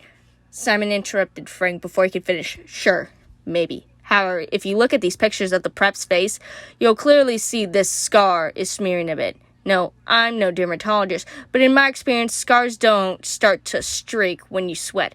Also, that's clearly contact lens in his eye. I mean, that person probably just wanted to scare the fuck out of the mom, but you know. Dalton couldn't help but chuckle at the exchange. Frank Laundrie had developed the reputation of being a bit of a bully over the years, especially for the new recruit. Watching the skinny kid talk to him like he was an idiot was a good laugh for the two. An hour later, Simon and Dalton were driving to the morgue to see the corpse that was causing such a stir.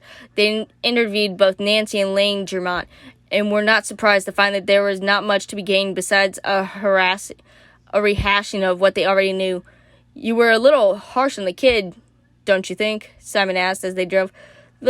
That fucking kid is an idiot, posting that damn picture for the world to see. Agree, but do you really have to threaten to skull drag him, as you put it? Lane Germont needs to have a little understanding that this isn't above shit. Since his father split town, he used that excuse to do whatever he wants. His mother clearly is too worn out to fix his ass. Plus, if that picture gets leaked around, you Manville types really are afraid of exposure, aren't you? Personally, I don't give a damn, Dalton corrected. But the old heads here, yeah, they hate it. Before Jeff Woods decided to go on a killing spree, Manville was advertised as the kind of place that you could sleep with your doors unlocked at night. But really, I think it was all just a corruption that was uncovered that freaked them out. A murder can be explained away as well as the crazy bastard being explained away as just a crazy bastard being crazy. But all the cover-ups, that was bad. Well, Maxwell Hayden didn't exactly do himself any favor with the bribes. He certainly didn't do his son any favors either. Randy Hayden may have escaped Manville alive, but from what I've heard, even Whit Pro couldn't protect his reputation. From the American news program Lies Exposed, hoisted by Louisville Matthews interviews with an activist Alexis Perry on the campground against Randy Hayden. Oh, I just realized. Did we have a time change? Hold on.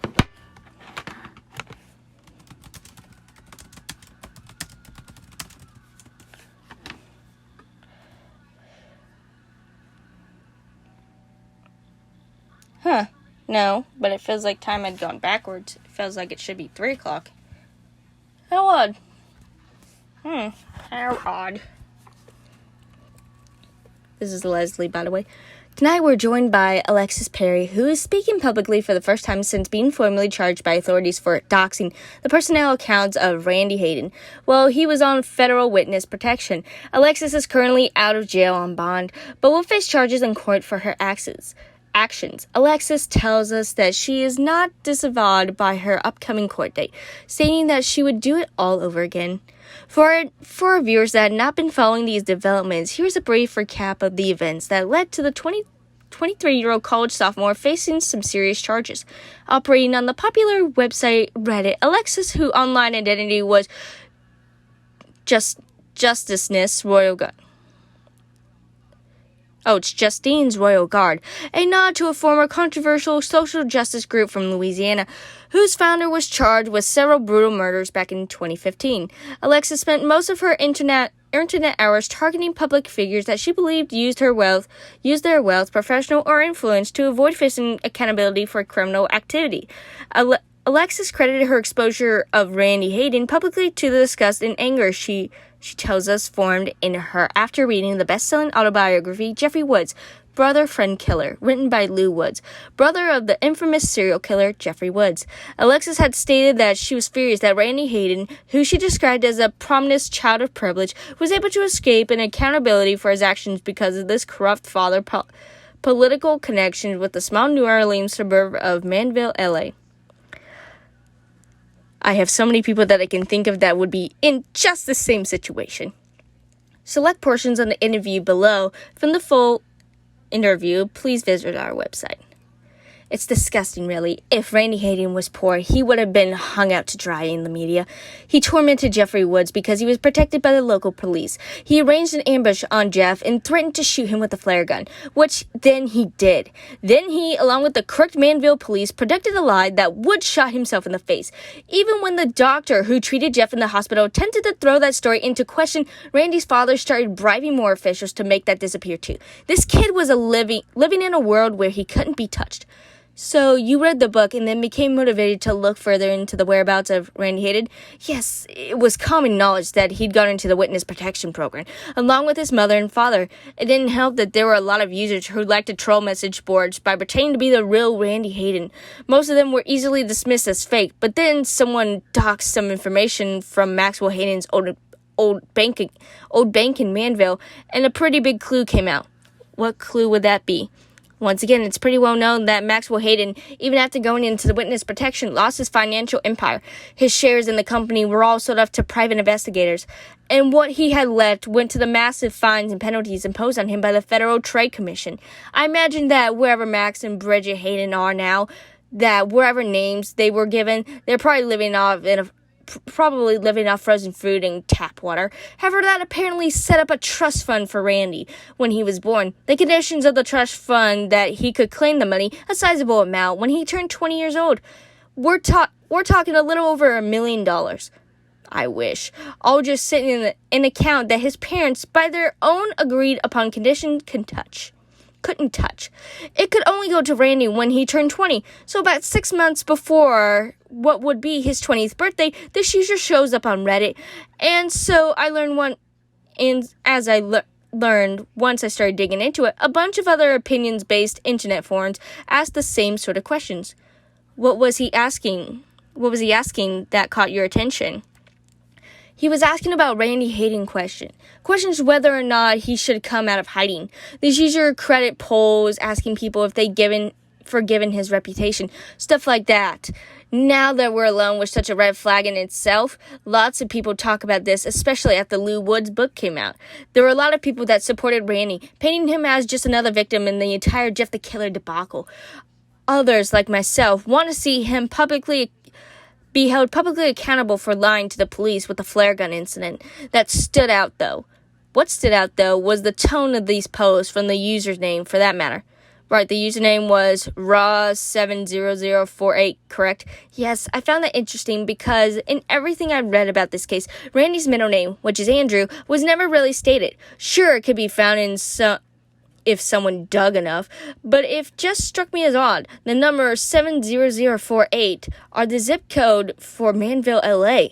Also, as I said before, the tone of the post seemed, I don't know how to really say it, personal maybe? And it was at this point that you started to think that this could be the real Randy Hayden.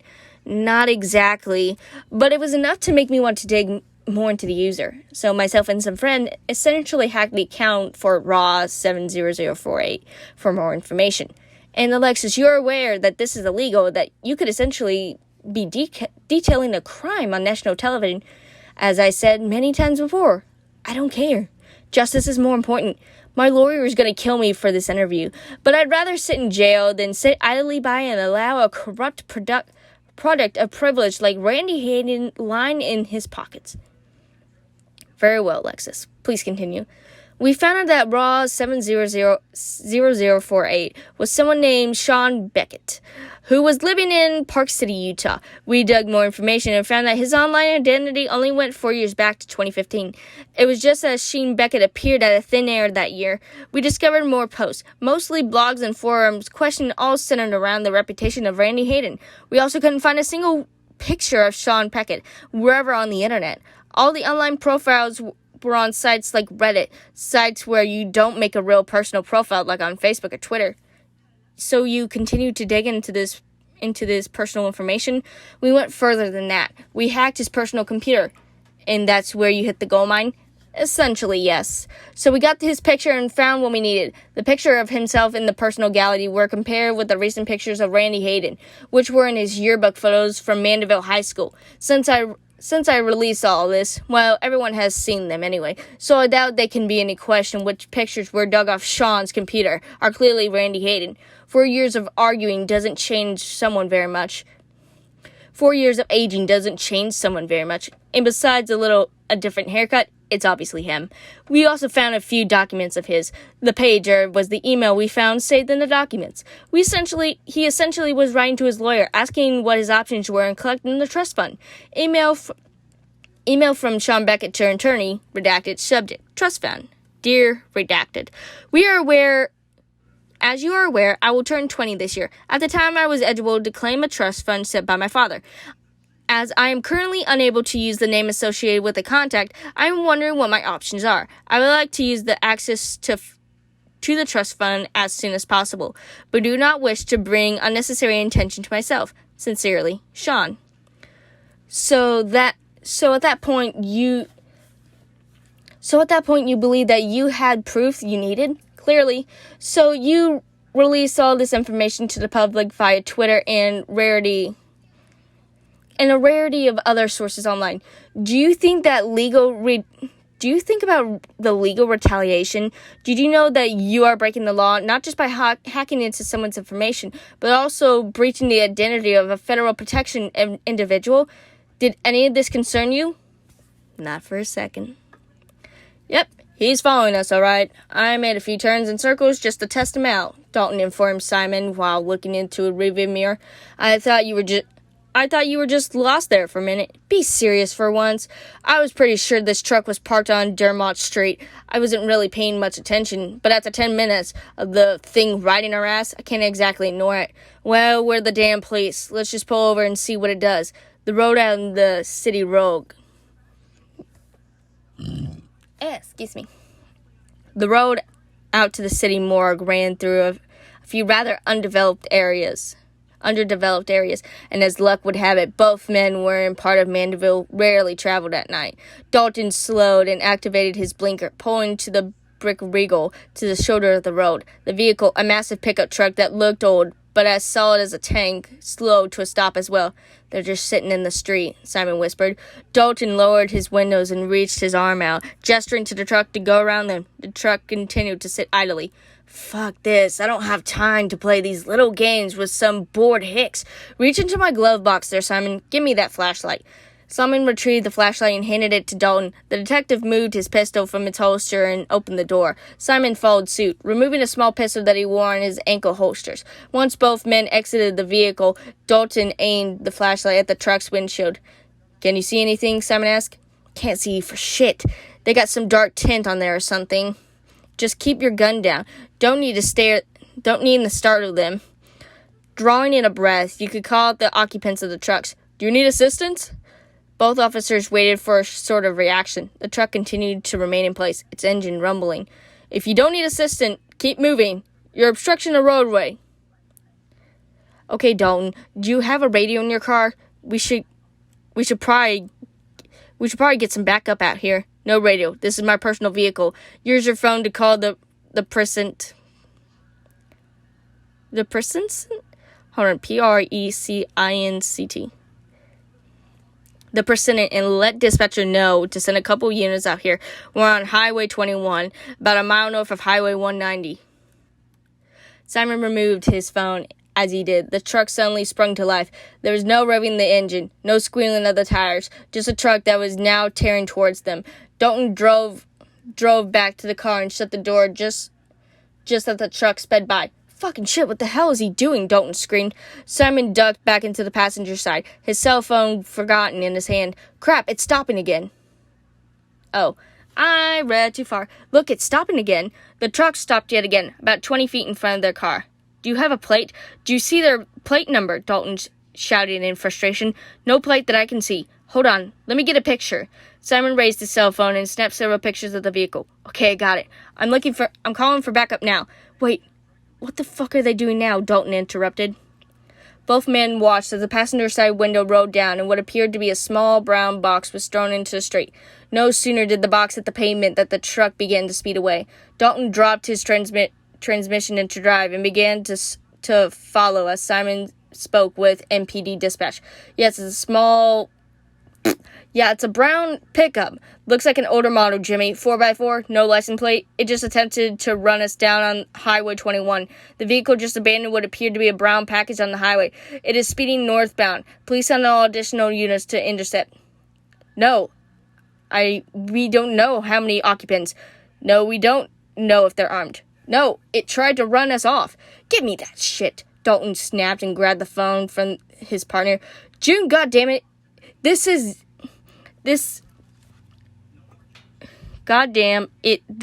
fucking Dalton. Oh.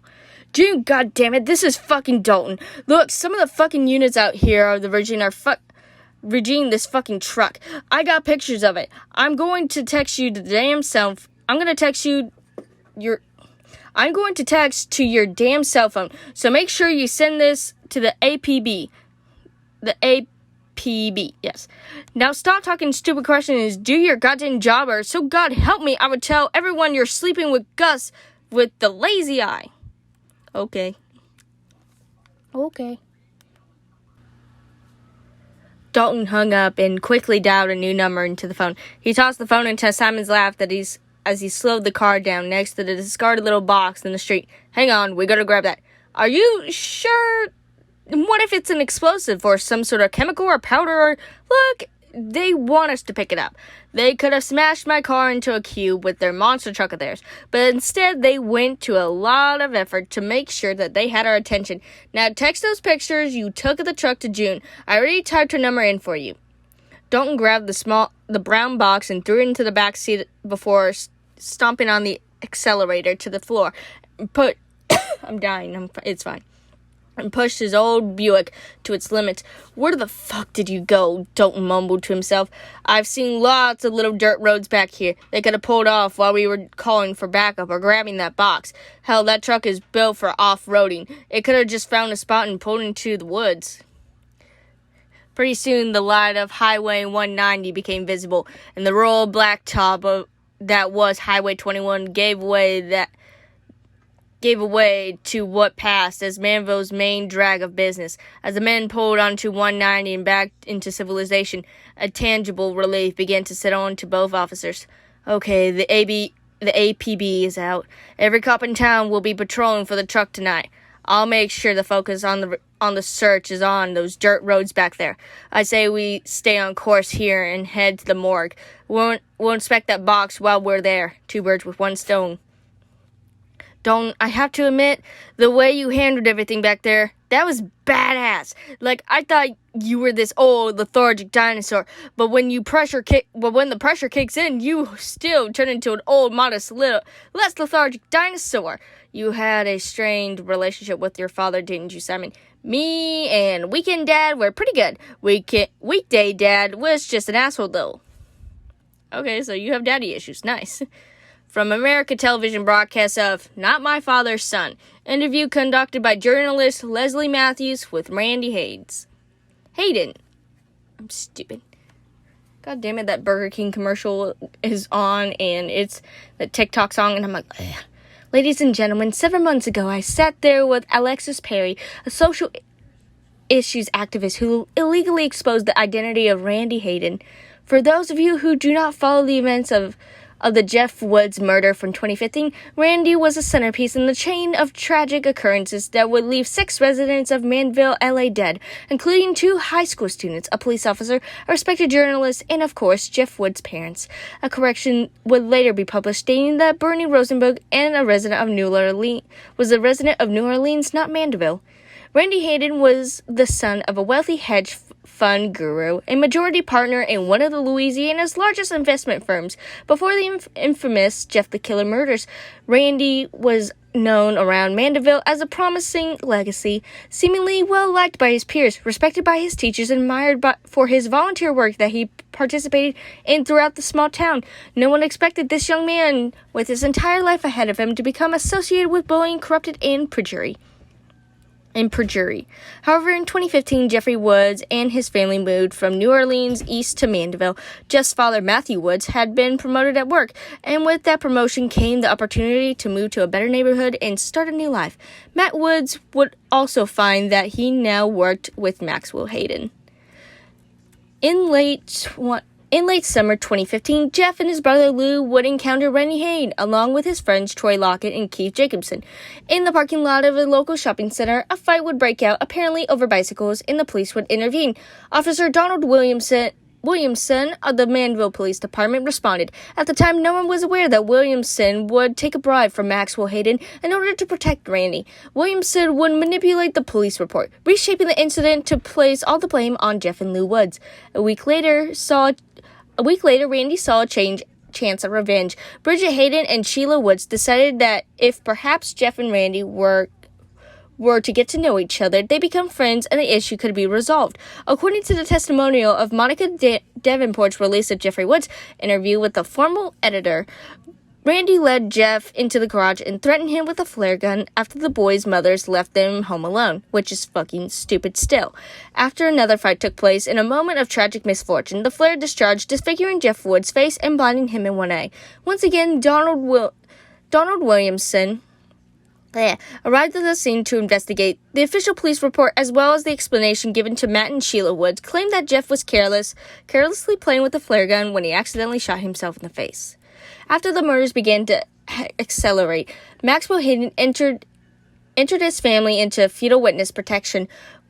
What would follow would be a fury of accusations against Maxwell and his associates. With the Manville city government, lies were exposed, including the truth about Jeff's injury. Randy had been responsible for the flare gun. Interviewed responses. I can't read. Why is this story so long? Interview responses with the parents of Troy Lockett and Keith Jacobson changed drastically after the cover-ups were exposed. After the death of Jeff's parents, but before the murders of Donald Williamson, the parents of Troy and Keith described Randy Hayden as a friendly, helpful, and promising young man who was always there for his friends. After Maxwell Hayden and his family left Mandeville, though, their opinions changed. As more facts came to light, the same parents described Randy Hayden as a manipulative bully who used his father's money and influence to lure over his friends. 4 years have passed since Jeff the Killer stalked the streets of the sleepy little town. For most, life had returned to normal. However, for Randy Hayden, life recently had become based on a difficult decision: to remain hidden from society, living under a government-issued identity, or to step towards the light and face the harsh criticism of those like Alexis Perry. The citizens of Mandeville once praised him for being an intelligent heir to his father's kingdom. Lou Woods described him as a spoiled bully who couldn't accept losing a simple fight. Alexis Perry believes him to be a symbol of privilege and wealth, able to circumvent the law. But who is the real Randy Hayden? Who has the 16-year-old ringleader of their friends grown into over the last 4 years? Tonight we sit with Randy himself. He has voluntarily removed himself from the witness protection and wants to tell his story. Thank you for joining me tonight. I realize this must be a difficult decision for you. It certainly went against my lawyer's advice, that's for sure. But I figured the secret is out, so why trying to hide it? So, was the real Randy Hayden back... So, who was the real Randy Hayden in 2015? Were you a manipulative bully? Are you as so many have painted you to be? Were you the young blue chipper with the boundless future? Or were you the young community active role model? I never saw myself as any of those things, honestly. On paper, I had a perfect life. I feel ridiculous even trying to complain about it. There were problems, of course, but compared to what other people have to deal with, I had it all. So what complicated that? How did you fall into this conspiracy of lying and corruption? There was always a consistent pressure on me, especially as I got older. My father was obsessed with molding me into his, mascot. I had to be the best at everything I did. Grades, athletics, anything I had to be the best at. And if you failed, my parents would shun me for a while. If I came second place in a school contest or a sporting event, I'd be ignored for a few days. How so? They wouldn't speak to me. If I tried to ask a question during a meal, my father would actually look around and ask something like, "Bridget, did you hear something?" I think my mother felt bad. She'd make this face, like regret. She went along with it, though. So anytime I tried anything, I had to force myself to succeed. I was more afraid of being ignored than I was afraid of being hit or grounded or whatever. It sounds to me like you could almost draw a parallel to the way your parents treated you, to the way Jeff's parents described his own family life. I've come to realize that more and more over the years. I wish I hadn't been so damn stupid back then.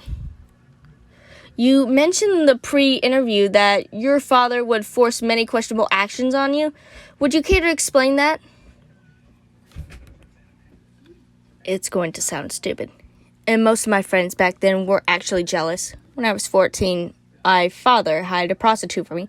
Now, just to clarify the obvious, what was the purpose of him hiring her? He told me that I needed to get sex out of the way so that I could focus on my grades and activity. He called some escort service, spent a ton of money. Apparently, he paid to have a full battery of tests done to ensure that she was clean. Then, about a day after my 14th birthday, he called her over. Would you describe the event? If there's something you didn't wish to include, or if you start to feel uncomfortable, feel free to stop answering the question. No, I've made peace with it. I remember that day. My mother and dad and I were in the living room. My mother kept looking at her watch, and then for no reason I was aware of it, she suddenly announced that she had to go out for a bit. I remember her looking at my dad and asking something like, "So, an hour?" My dad nodded and then said, "Better make it 2, just in case he gets nervous." She gave the same sad frown like when they ignored me. She asked him, "Are you sure about this, Max?" My dad gave her this annoyed wave, then shooed her out of the house. I guess he was sure. What happened next? The woman arrived. She was attractive. I remember that. I remember feeling really shy, like I wanted to exclude myself from the room. I didn't know who she was, but I figured that she was the one to see my father. I didn't want to risk saying anything stupid, so I was preparing to go upstairs to my bedroom. She was discussing something quietly with my father anyway, so I didn't feel like I needed to be down there. When I stood up to leave, though, my dad told me to wait up. What did he say to you? He told me that her name was Cherry and that she was going to give me the rest of my birthday presents. He said that he knew what was on my mind, thinking about girls and all.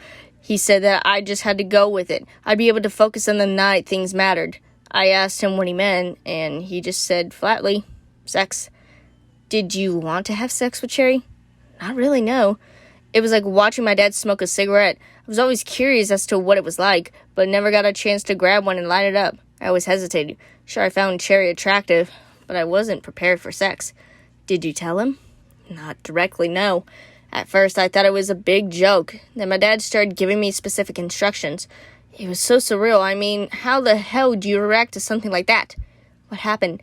My father broke it down, as he liked to say, Barney style, like the purple dinosaur.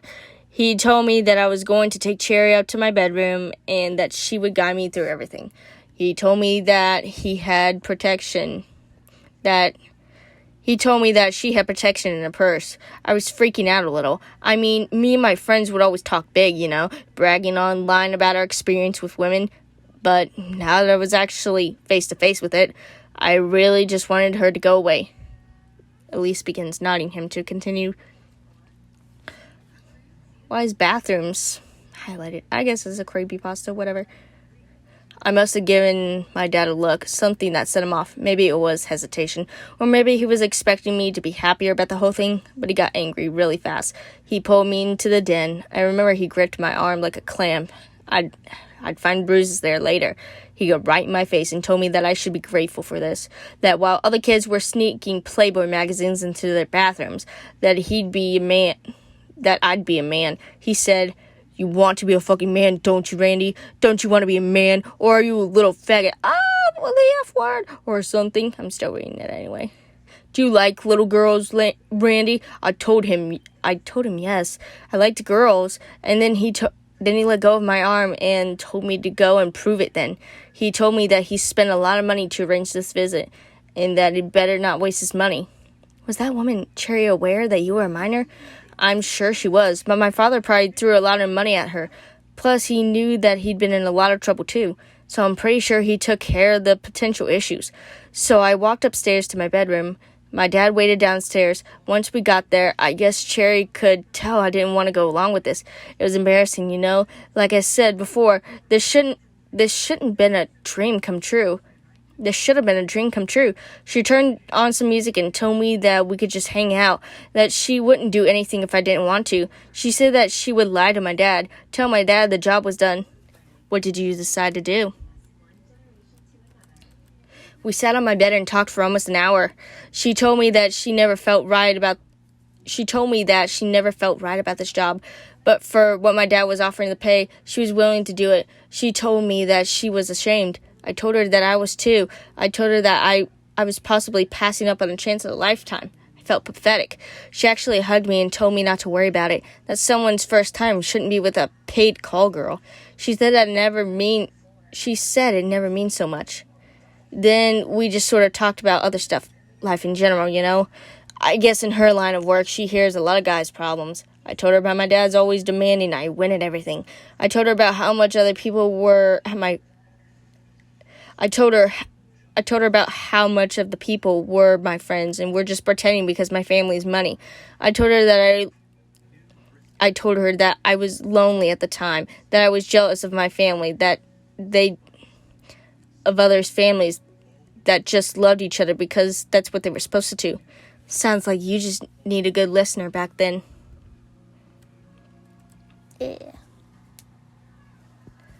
Yeah, I think so. Then, I don't know if I said something that upset her or what, but she suddenly got angry.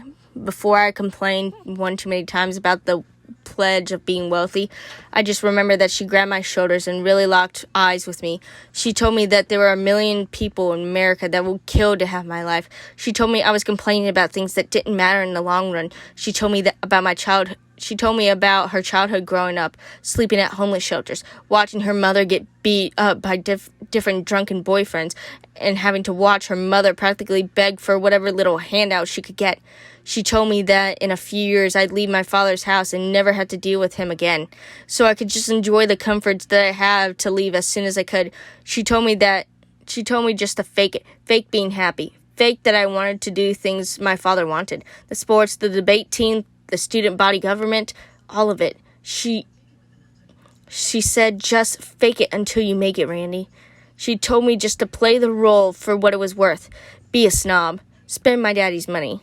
Whatever it took to make it through the day, I could move out of this house.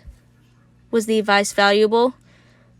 Well, I took it. Just like that, I stopped trying to care. Cherry and I walked downstairs. My dad gave me this big, stupid thumbs up. I put this stupid, cocky little smile and then amazed by it. And for the first time in my life, my father seemed really happy about something I did. For that time until the incident with Jeffrey Woods, I kept wearing that stupid smile. Whenever I felt guilty about something, I just ignored it and faked pride or ignorance or whatever emotion fit the moment. Things got a little better at home that year. I played on the company softball team, brought my home trophies that I didn't care much about. My friends became nothing more than commodites.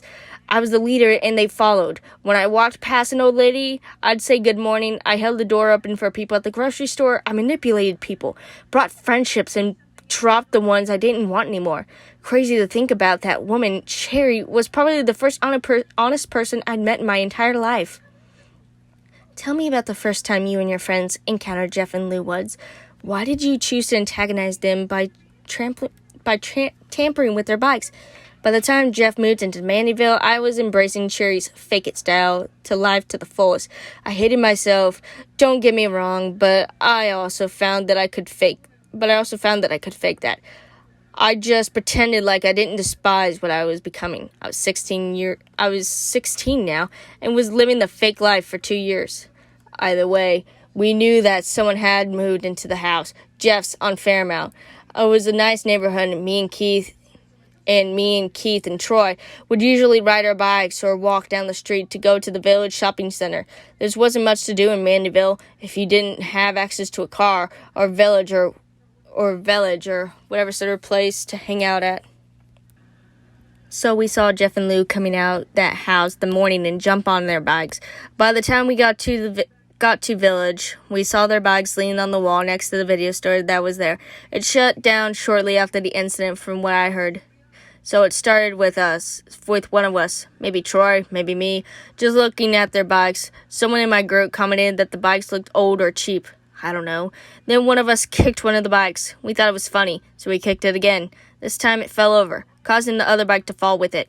We laughed so hard at it. I don't know why, but this menace just came over me. I had no reason to mess with a stranger's bike. I knew it was wrong. I knew I'd be mad if someone did it to me. All the moral platitudes, but still, I was enjoying it. Keith and Troy were too, so I decided to ump the ante. I picked up one of the bikes and started to ride it. Keith followed suit. We were trying to damage them, I guess. We pedaled around fast and then kicked off the bikes, letting them crash. I knew it was wrong, but I just kept going anyway. Eventually, Jeff and Lou came out of the store and confronted us. There was a fight. I didn't really want to fight Jeff. I mean, when you're the leader, you don't risk losing a fight in front of your friends. So I provoked Keith and Troy into fighting them. So when Donald Williamson wrote in his official report that witnesses saw Jeff and Lou take the first swing at you, was that false? Williamson was in my dad's pocket for a long time.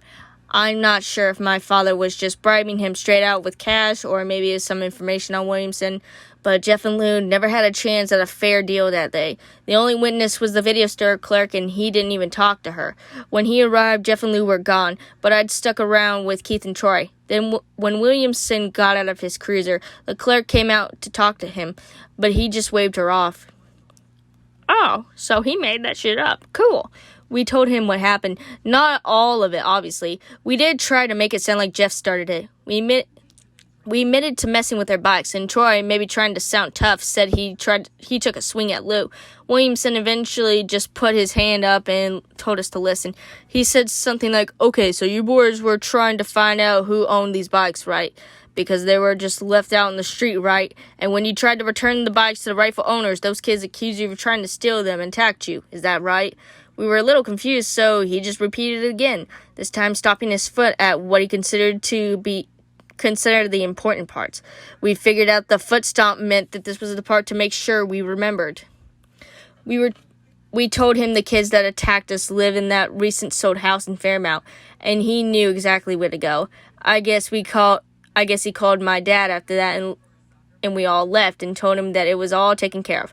Because when we got home that day, my father already knew the story, or at least the false version that Williamson cooked up. Were you and your friends upset over this? Is that what led to the incident at your house with the flare gun? Honestly, I didn't care. I mean, Jeff beat up Keith and Troy. Never touched me on that encounter. But my dad wanted me to be mad, I think. He told me that I let some kids from the ghetto make me look weak. They were from New Orleans. Well, okay then. He asked me at this point about taking martial arts and having a gym membership if I was going to get run over by some kids from the gutter. So I faked being mad. I faked caring about some stupid macho image. Did you set up an attack in your garage? Did you convince your mother that you wanted to make friends with Jeff Woods so he'd come over? No, that was just dumb luck. His mother was trying to fit in, and I'm sure the fact that my dad was her husband's boss had created a lot of problems in their home. I think Jeff's mom just wanted to try and smooth things out. So she called my mom and talked and eventually set up a day for us all to get together. So Jeff comes over and we hang out, play video games, and make conversation. Turns out we had very familiar dads. I let the fake advice go for a while and actually started to remember what it felt like just to hang out with someone and not have to pretend to be someone I'm not. So what went wrong? What changed in such short time? I actually found out ahead of time that our mothers were planning to go out. My mom told me that she was going to show Jeff's mom around town a little. I suppose you could say it was at that moment the real and the rich started to argue with each other. Who are real and rich? Randy Real and Randy Rich. They were the nicknames I created for when I was faking life and when I was being myself. Real would have been happy to hang out with Jeff that day, playing video games or whatever. Rich, however, started to think about how Father reacted on the day of the fight in the parking lot. How he told me to handle my business and not be a weak leader. So you're saying that you arranged the attack with the flare gun to appease your father? Yes, I started thinking only in shades of victory. If that makes sense. I figured if we put a little fear into Jeff that made him regret the incident at the video store, that I'd be able to report to my dad that I'd taken care of things. I wanted him to be proud of me again. That day Cherry came over, not just proud of me of making good grades or something, but proud of being a man. I realized how stupid all that was, but when you're 16 and try to decide if you're going to be real or rich every day, I guess stupid choices are bound to happen. Was it at that point that you called Keith Jacobson and Troy Lockett and told them the plan? Yeah, I told them that our parents were leaving soon and that they should come over if they wanted to get back at Jeff Woods for the fight. They were all along for it, of course. So you had him outnumbered. Why even introduce the flare gun? Seems as though it was overkill. That was the idea. My father always told me that getting even wasn't as good as getting ahead. While on the surface, he might have given the traditional revenge is wrong type speech. Depending on who was around, my father always found a way to pull me aside and correct himself. He was a firm believer in putting things back in balance. And to my father, being 1 point ahead of everyone else was his idea of balance. I figured that the flare gun would be perfect 1 point lead. It was so stupid, I know, but that was the rich Randy for you, full of bad ideas. Do you have any intent whatsoever to shoot him with it? Jesus, no. The idea of a bunch of suburban kids shooting at someone over a fight, that's the work of fiction if there ever was one. But it fucking happens all the time. No, I just wanted to let Keith and Troy get their hits and knock him around a little. That's all. That didn't happen, though, did it? No, I listened to Monica Davenport's chess tapes. If I had known how much that kid was dangling over the edge, we'd have left him alone. Now, one of the big pieces of controversy was your story. You reported that Jeff Woods shot himself in the face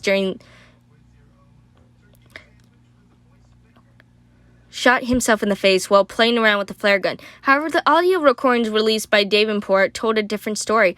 All the corruption that was exposed about your family and your ties to the power that be in Mandeville also had a different story. What really happened that day? Randy taking a breath and staring into the distance for a moment. I shot Jeffrey Woods in the face. It was an accident. I dropped the flare gun and it discharged. So why did you lie? Williamson cooked up the entire story. For the brief moment he arrived at the scene, he pulled me, Keith, and Troy into the living room. By then, both my mom and Jeff Jeff's mom were back. They were hysterical. The EMTs were doing their thing, and no one was paying a lot of attention to us. Williamson took us into the other room and handled it just like the fight in the parking lot. How so? Fed us our lines just like in a play. He asked us how much we'd already told the EMTs or the parents, which honestly hadn't been much. He asked what happened, and I told him the truth, that I dropped the gun and it shot Jeff. Williamson explained to me that I could be charged with aggravated battery, that it was a felon, and I could spend the rest of my youth in juvenile detention center. He told Keith and Troy that they would be tied as accessories and essentially face the same punishment. He said that my father could be held responsible as well, since it was his flare gun and it wasn't properly locked away. By then, me and my friends were all in tears.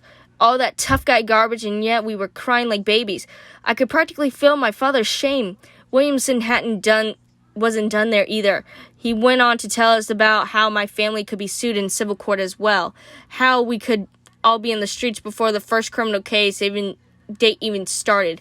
I realized years later what he had done. He set a trap to ensure that we'd go along with the alibi that he prepped. So Williamson told you to lie, to say that Jeffrey Woods shot himself with the flare gun. Told us. He wrote the whole thing and just showed us where to sign. We had to go to court only once, just an inquit hearing to determine if the incident was accident or not. Everyone from the judge to the district attorney were all likely bribed. We all showed up in our little suits and ties at 9 a.m. and headed home, and we're home in time for lunch. No further investigation would be conducted as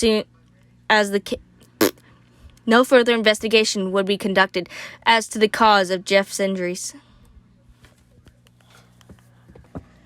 Like I told you before, this is not Jeffrey Woods, Simon repeated as he and Dayton stood over the corpse. They arrived at the morgue less than 10 minutes prior, and were waiting for the medical examiner to come give a report. Fucking makeup and contact lenses? Why? Dalton mumbled to himself. Clearly this individual wanted the murderer to be credited to Jeff Woods. No shit, Sherlock. I'm just wondering why now, after 4 years, try and do this. The medical examiner entered the room. Well, I might be able to answer some of that for you, Marla Darrow, Manville's forensic expert, informed him. Well, shit, Marla. Don't keep us in the dark, Dalton replied. The young man on the table in front of you is Brian Antonis. Antonis? Is that right? Antonis, I guess. 21 years old and just recently released from the Southeast Louisiana Psychiatric Hospital. According to his record, he got out just 5 months ago. What was he in there for? Simon asked. Standard onset of schizophrenia from the records I can pull. It's a sad story for many kids, as the symptoms of schizophrenia usually start accelerating to the teenage years. Seems as though he was treated for depression and delusional behavior through the hospital's treatment. But eventually those treatments weren't enough.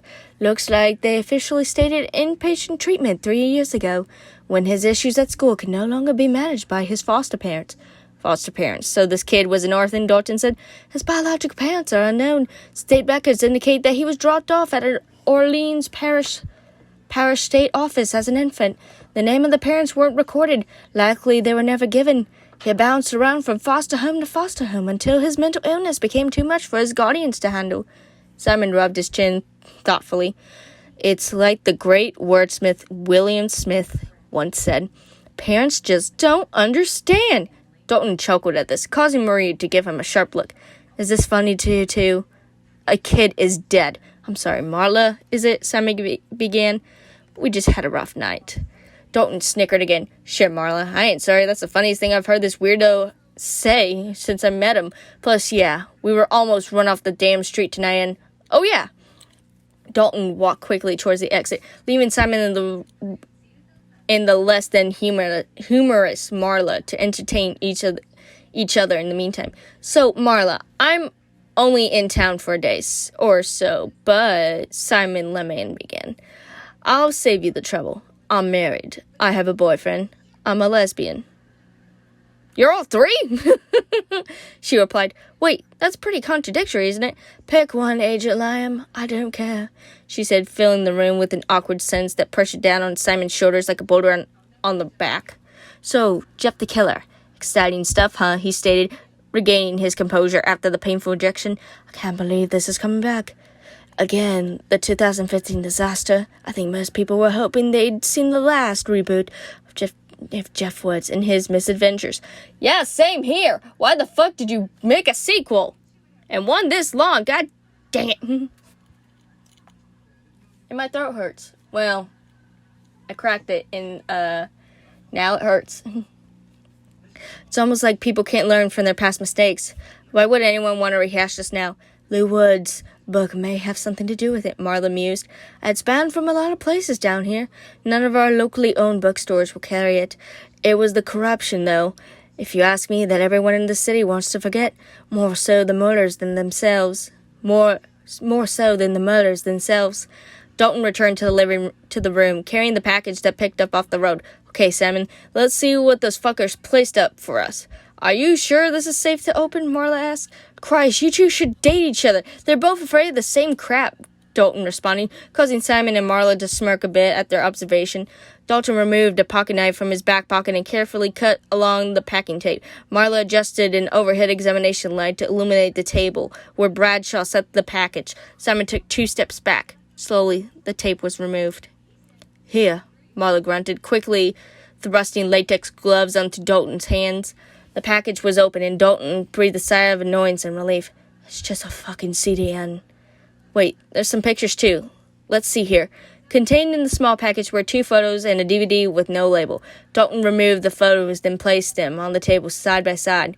The first photo was Lou Wood's, a recent one from the looks of it. Perhaps even the photo from the shelf on his infamous book. Second picture just showed a bit familiar to Dalton Bradshaw, though he wasn't quite sure until Simon spoke up. That's Randy Hayden. It's recent too. Looks like a screenshot from his appearance on the Leslie Matthews show. I thought her name was something different. Oh well. Dayton glanced over at the old truck on the wall and said, Almost midnight. We've been at this too long. I'm tempted to pop that CD into the nearest computer and take a look, but we better play this one by the book. We'll have our tech people look at it in the morning. Who knows what's on this disc? Why not have the tech look at it tonight? I know you're tired, but this is just getting good, and I want to know more about what's on this disc, Simon said. This is Manville. Our techies go home at dinner time, Dalton told the agent. He turned his attention to Marla. We're going to need the name of the dead kid's psychiatrist who was treating him at Southeast Psych. If there are more answers, I think we'll find some there. The hospital will have the most recent foster parents, and we're going to want to pay them a visit as well. I think tomorrow is going to be a busy day for us, Lemon, hence why we need to go and get some sleep. I'll get the information for you. What about the pictures of Lou Woods and Randy Hayden? Any idea on how that connects? Marla inquired. Besides the obvious, one is Jeff Wood's brother. The other one is the kid that shot him in the face with a flare gun, Simon informed her. Yeah, but... Marla began gazing down at the picture before suddenly finding a new point of entrance. Both of you come look at this. I think there's another clue in here. Dalton Bradshaw and Simon Lemon joined her and peered down in the box. There was something written in the bottom interior of the box. However, it was hardly visible. Fuck it all. I can't tell what it says. It's too damn faint, Dayton complained. Wait, I have an idea, Marla stated, and stretched out and fiddled with the lamp mounted above their heads. She toggled a switch, engaging the lamp's black-like function. Suddenly, 3 investigators were shown into a wrapped world of strange color, standing over a fresh corpse, with the room glowing in an odd hues of blue and black, caused a small shiver to run down Simon's spine. However, the mysterious writing on the bottom of the box suddenly became clear to them all. 114 Shortcut Road. Winston? Quit being a bad boy. Stop being a bad boy. He's like, what did I do, Mommy? The dead prophet speaks, but when his source of power fades, his words of wisdom will be forever lost. What's this mean? Simon's Simon was asking, but Dayton was already on his phone, calling for backup to meet them at the address hidden in the box. Shortcut Road is a small gravel stretch out in the middle of nowhere. It's got the reputation of being a place where bad things happen. When I was a kid, where the urban legend about devil worshippers out there. There were a few abandoned houses back there, but that's about it. Not just any abandoned houses, Dayton snapped as he hung up the phone. Remember that video I just watched today? The one with the kids calling themselves Jeff Killers, back when the group was still active? They hold a lot of their meetings back there in those abandoned houses. Fucking shit, Simon. How the hell did we not realize this sooner? I bet this is all the work of those fucking sick bastards. Detective Bradshaw, those kids haven't been active in years. Not since they spent all their money to clear out Shortcut Road, and Marlo was attempting to explain, but Dalton was already on the move. Okay, Simon, backup is on their way. Fucking Manville runs on a skeleton crew of cops at night, so they're reaching out to St. Tammany's Sheriff's Office and additional units. Let's keep moving. Dalton grabbed the small box, throwing the photo and the DVD back inside before briskly walking his way towards the exit. Wait, the information you wanted, Marlo shouted, holding up a small notebook. Here, I'll take it. Simon grabbed the piece of paper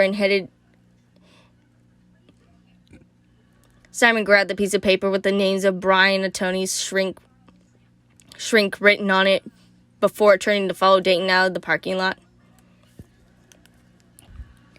Dalton was already in his car with the engine running when Simon climbed into the passenger seat. He looked over at his partner with impatience in his eye. Took you long enough. What were you doing in there? Trying to score a date or something? I actually was. How'd it go? Apparently she's a married lesbian with a boyfriend. Talk about covering the bases. Dalton snickered. I knew for a fact that she's single and likes men. Guess you just fell outside of her scope of interest. Figures, so give me the rundown on the area.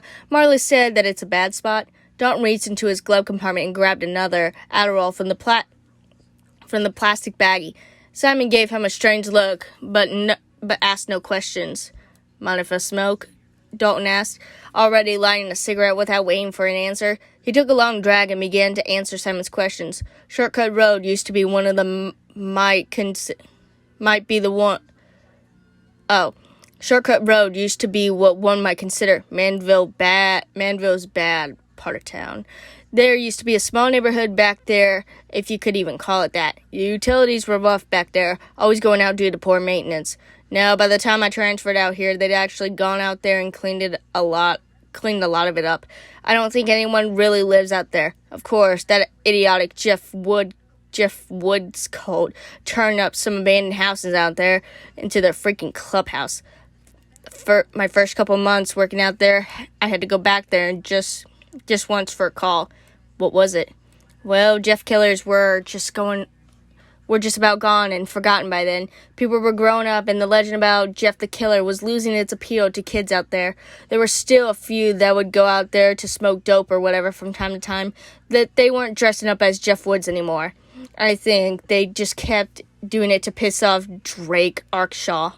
Wait, Drake Arkansas? Oh, it's Arkansas. I'm sorry. Drake Arkansas, he's the guy that brought Maxwell Hayden's share of his company. How was he involved with Jeff Killers? Something the expert here doesn't know. Well, Drake's first act of business was securing majority ownership of Hayden's firm.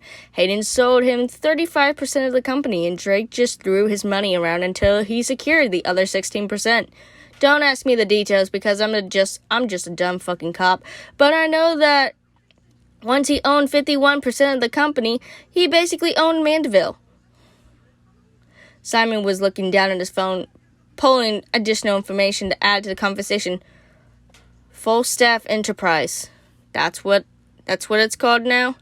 Yeah, Drake was a big public figure, though. He knew that Maxwell Hayden had fucked himself royally with underhand deals and backroom bribes, so he decided to do the opposite route. Drake was Mr. Limelight. He was making money hand over fist and trying the hearts and minds approach. He wanted to bring Mandeville back to its once glorious status, a suburban paradise, which of course meant getting rid of all the Jeff the Killer freaking residue. Simon looked up from his phone. It says here that he hired a bunch of cops to work off duty for him, sort of like his own personal task force. Seems like cleaning out Shortcut Road and getting rid of Jeff the Killer fan club back there was his first big act. Technically second. Did you know he moved himself and his daughter into Jeff Wood's old house? Yep, right there on Fairmount. Place burned down not too long ago. Good riddance, I suppose. So Drake, Arkansas, pissed those kids off that were using the old house back there to have their little Jeff parties, and you think that a few that remain did so just to mess with the guy? More than likely, yes. I mean, it was like history repeating itself. They saw him as just another rich asshole trying to write the laws in this town. I guess the joke's on them, though. Drake, Arkansas died last year. His daughter is still around here, though. She pops up from time to time. I don't know.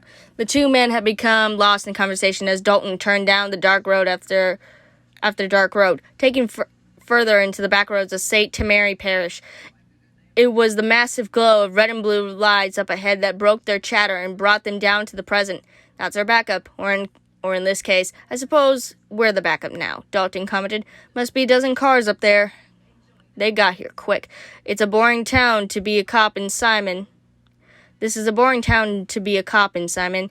If this was New Orleans, that backup would arrive sometime next week. Or out here, though, the cops are chomping at the bit for something to do. I bet half of those guys up here already prepare their bullshit stories to tell over cheap beers, and Simon suddenly cut himself off, shouting, "Look out!" From behind him, an ambulance came speeding past. Oh shit, what the fuck is happening? Dalton grunted as he stepped onto the accelerator and sped into the destination. Dalton's eyes immediately fell on the news van parked across the street and felt his stomach flip over. The media? How? Oh, jolly gee willikers, I have more reading to do. Ah! Oh, my neck is killing me, though. I didn't even do anything. I think it's just how my posture is at the moment. I'm an old lady now. I'm an old lady now. From WDSU, New Orleans, grisly murder on the South Shore. Report by Helen Morrison. Helen, tonight the residents of Mandeville once again taken over by the chilling serial killing of 2015 involving teenage murderer Jeffrey Woods, known in the media as Jeff the Killer. Last night, police responded to an abandoned home located in the long-forgotten part of Mandeville known as Shortcut Road. Local teens called themselves Jeff Killers were once known to frequent those homes. However, in a statement by Mandeville Police Mitchell Hardy, their activities have ceased over time. Now it appears that someone has taken an interest in the area once again, and this time they are stepping out their morbid fascination to a terrifying new plateau. The scene now cuts from the newsroom to the footage from the prior night to Shortcut Road. Helen Morrison can be seen standing in front of a small blighted home as a dozen police, EMTs, and other officials mile about the front yard. Some entering into the dark home as others take photographs and examine the area. The screen then splits, showing Morrison in the newsroom as the footage of the crime scene continues to play with the other half on the screen. Ow, my arm. Can this hurry the fuck up? I'm so bored! I get it. Jeff the Killer has done awful stuff. Hey, how about this? He starts doing some shit now. WDSU received an anonymous tip at around 11:20 last night informing us that if we wanted to be the first on scene for what the caller describes as his masterpiece, that we should hurry to 114 Shortcut Road. We arrived at the same time as the first police cruiser began to show up, and we were not allowed to bring our cameras out into the house. However, it soon became apparent from the reaction of the officers reporting on scene that something horrific had taken place in the small town that once prided itself on its practically non-existent crime rate. I'm going to play for you the call that received the last night from the unknown tipster. However, I must warn viewers at home that this audio recording is disturbing. Fuck you. Most of the time it is not disturbing whatsoever. The screen shifts to a gray screen with a stock photo of a telephone in the corner and the WDSU logo on the screen. The call is played with the audio captioning across the screen. Male voice, modified slightly to raise the pitch. My masterpiece awaits me with curious eyes. He had much prophecy to share. Will it be heard before the soul within his voice dies forever? So many lies are told, so many false Messiahs speak, and so many fools listen. I have the truth. If you will come and bear witness, 114 Shortcut Road, the dead speak there. Jeff's killers worship a false god. Only the truth can open the door to freedom. Come find the truth. Screen returns to Helen Morris. As I said before, we were not allowed into the crime scene. However, a source working on the investigation did share with us a first-hand account of what he saw in the house. The witness described the scene as something from a horror movie. The body of a man was nailed to the wall of the home. Rescuers believed the victim was still living at the time of the discovery, as faint voices were heard whispering from his mouth. However, upon further investigation, it was discovered that a small MP3 was discovered in the victim's mouth. It was playing a recorded message on a constant loop. Screen cuts to the scene of the crime the night before, where the EMTs can be seen wheeling the victim out of the car onto a stretcher. The victim was covered in a white sheet. The identity of the victim has yet been released. As the investigation is still ongoing, the contents of the recording were still being kept within police custody until further investigation becomes available. In other news, 4 days passed and things were bad for Dalton Bradshaw and Simon Lyman. The news had spread like wildfire. The internet was burning over stories about the Mandeville infamous Jeff the Killer. Rumors were flying about. Had Jeff returned? Was there a copycat serial killer on the loose? Did the cult-like youths that once called themselves Jeff Killers finally organize and become violent? People were demanding answers from the mayor's office, along with the chief of police. Were stuck with the deluge of furious frenzy, wanting the truth. Sadly, for all of their efforts, no truth could be solidified yet. What the news had failed to report on the night of the murders on Shortcut Road was being pieced together by everyone from YouTube comments to established news sources.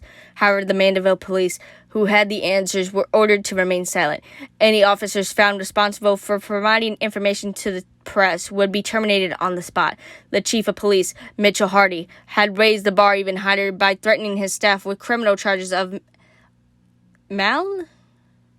malfeasance in office should any journalist become privy to inform before he and the mayor were ready to have a press release. What had been found was something too terrible to actually broadcast in the nightly news anyway. Upon arriving to 114 Shortcut Road, police discovered the body of Trent Vickers, a resident of Mandeville and known troublemaker. Vickers was in his mid-20s, playing in a heavy metal band, and was a thorn in the side of the law enforcement for years. Usually his crimes didn't extend past drunken outbursts after a night in the Green Room, a local club in the neighboring town of Covington that hosted different musical acts. The Green Room was the closest thing that residents in the North Shore could get to a New Orleans rock bar without having to drive across the lake. More than that, though, Vickers was a self-proclaimed found member of the Jeff Killers. He'd been generous online with his master plan to create a sovereign community in the abandoned home on Shortcut Road. This, of course, meant that he'd be in direct conflict with the Mandeville police, but more so than them, Drake Arkansas, and his company. When Arkansas began his task of clearing out the old house on Shortcut, he just met with the abundance of residents from Vickers. Lots of confirmations filmed on cell phone cameras that found their way to Vickers' YouTube channel. Lots of blogging calling Arkansas a fascist, comparing him to early 20th century mobsters, complete with accusations with the entire Mandeville Police Department was in the back pocket. There was still a lot of mudslinging in the form of accompanying Drake Arkansas to Maxwell Hayden. Vickers claimed that Arkansas's desire to clean up Short Road was just another attempt at hiding the truth that what Mandeville really was, and how the lies and corruption discovered after Jeff Woods' rampage was simply repeating ourselves under a different director. He created a few issues, such as blocking construction vehicles sent by Arkansas, but eventually, like so many others, fed himself enough rope to let himself hang. In late 2016, when Arkansas really started ramping up the efforts to clean out Shortcut Road, Vickers decided to put up an and start targeting actual members of Arkansas staff. He'd show up to the company headquarters with a cell phone camera rolling and conduct ambush interviews, intending to humiliate anyone connected to Drake, Arkansas. From YouTube channel Free Mandeville, posted by Trent Vickers.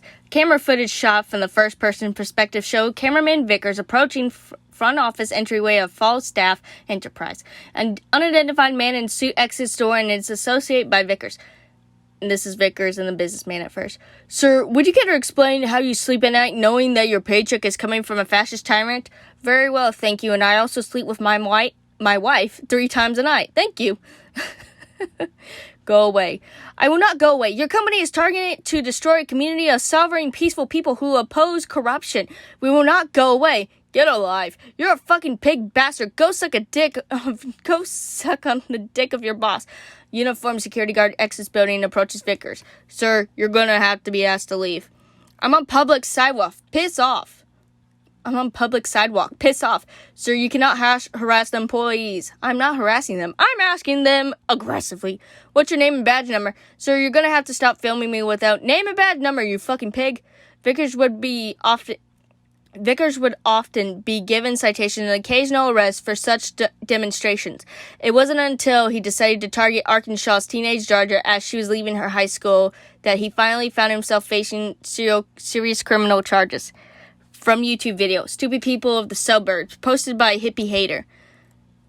Video begins with Vickers filming as he approaches Mandeville High School student parking lot. A young woman, later identified as the daughter of Drake, Arkansas, is confronted as she walks towards a car. How does it feel to know your father is a fucking monster? Who are you? You know who the fuck I am. That's how people die. I'm the guy that's going to fuck your dad up in the ass harder than he fucks you. What did you say to me? You heard me. What's the matter? Ashamed of your father? You should be. Vickers then lowers his camera to demonstrate that he's grabbing his crotch and making sexual gestures towards the girl. Yeah, I'm gonna fuck your dad just like this. You like that, you spoiled little cunt. Other students begin to gather and several teachers start to approach Vickers. Sir, you need to leave school grounds this second. This is a public school. My tax dollars pay for it, and I have the right to be here.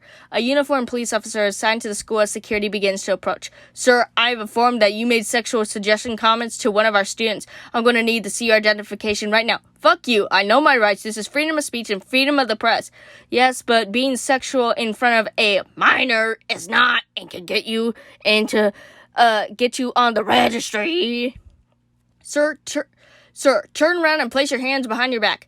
Vickers, who'd found a clever way to skirt the law on several occasions, when finally caught. He was charged with sexual misconduct towards a minor for his comments directed towards Arkansas's daughter. In a plea agreement with the district attorney, Vickers was able to avoid jail time, but was given 5 years probation with the condition that the cease targeting any associates of Drake, Arkansas. He was also banned from going within 200 feet of Mandeville High School. Afterward, he mostly vanished from the public eye. He played his gigs at the Green Room from time to time and would occasionally post one of his video rants about conspiracies and such. But his mission to bring down Arkansas and his task force seemed to vanish altogether. Can I fucking die now? Okay. Jeff the Killer. Scars of Correction. I get it. Where is Jeff? Okay, we've talked about him. We've met his brother. Where is he? Okay, we got possibly he's here. Possibly. Then why does it take so near the end of this story? Then 4 nights ago, he was found by police nailed to the wall of one of the last remaining abandoned houses on Shortcut Road that he once fought so hard to protect. Large in his mouth was a small voice recorder playing the same bizarre and ominous message on a constant loop. The message wasn't saved, though, and had the recorder batteries drained completely, the strange message on looming disaster may have never been heard at all. From recording found on the corpse of Trent Vickers, currently only accessible to members of the Manville Police and other law enforcement agencies. Lies are locks. They keep us out. Lies are locks. They trap us in. Lies are locks indeed. Truth. Truth is the key. The key to open the door of truth. What will we find there? The dead beg for nothing. The living beg for relief. Relief from the hell that I brought to Manville. No one is safe. Your lies protect you for so long. But now Now the truth shall shine bright. Liars fill their pockets with ill-gotten gold. Liars shall be held accountable. Liars shall be forced to stand before the door of truth and confess their sins. Only then shall peace return. Dalton Bradshaw and Simon Lyman, you are but players in the grand scheme before you. The true stars have yet to rise, though they shall soon enough. In the meantime, I promise that I will keep you both entertained. Be warned, though, your lives are no real importance and may be snuffed out at any time. Perhaps you should make haste and bring my start to Manville. The victim and the liar must face victation. The longer you stall, the more death we shall bring to you. Remember, only the truth can open the door to peace. Lies only bring more death.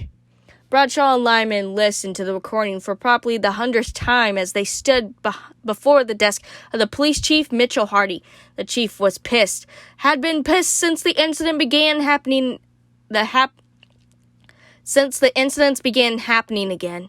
Now he was moving beyond pissed. New zone of range that made Bradshaw cringe a bit. To make matters worse, Lyman had now taken a seat and was apparently scrolling through something on his cell phone as the chief was getting started. Bradshaw felt his stomach tighten in anticipation for the ass chewing to come. You two. How? How did this get so fucked up? The chief demanded. Sir, we did everything in our power to contain this, however, Dalton began, but he was interrupted as the chief continued his rant. You had some pretty simple orders, Bradshaw. Keep this shit quiet.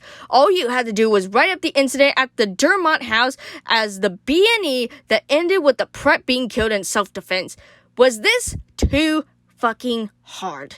And you, Lyman, I'm not sure if your seniors in Bratton Rogue told you or not, but your whole purpose as an expert had to conclude 100% that this had nothing to do with Jeff Wood's incident from 2015. Jeff the Killer is something that everyone just wants to forget. The 2015 incident was a disaster for everyone involved here. So why in the hell is that you managed to not only fail in your own goal, but then managed to somehow start a fucking sequel? No one wants a sequel to 2015. No one.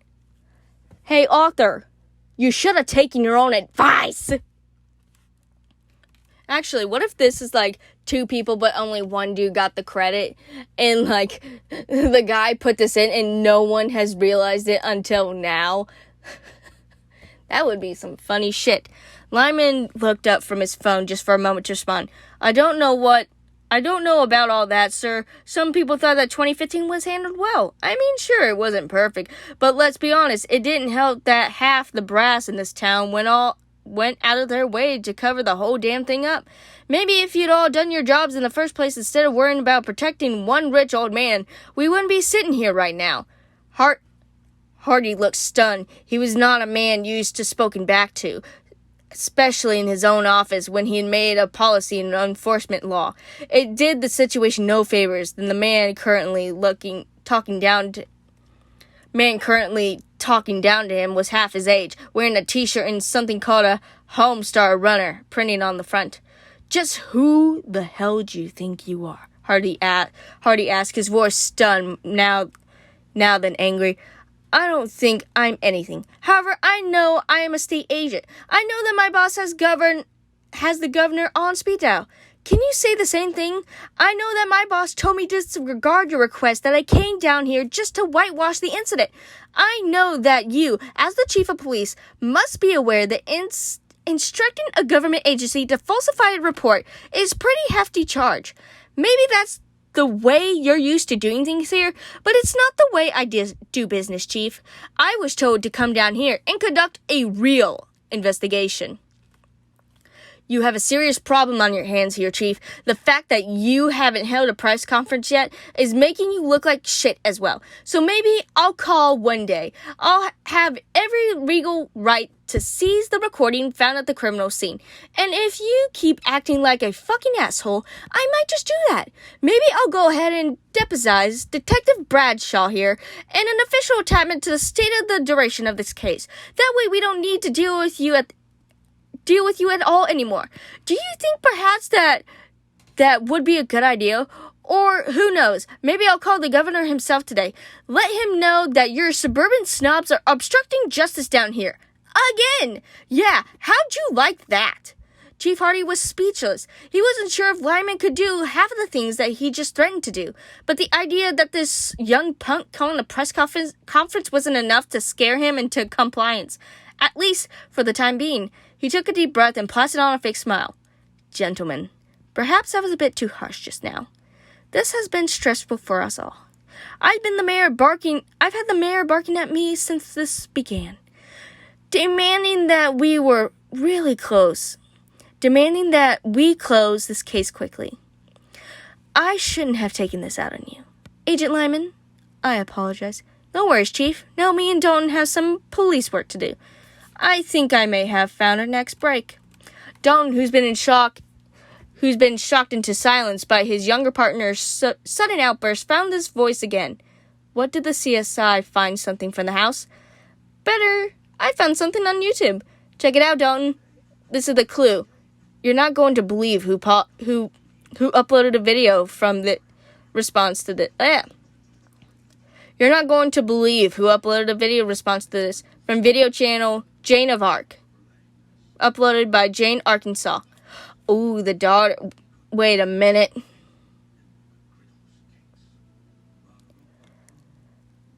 Her name is Jane. Like Jane the Killer?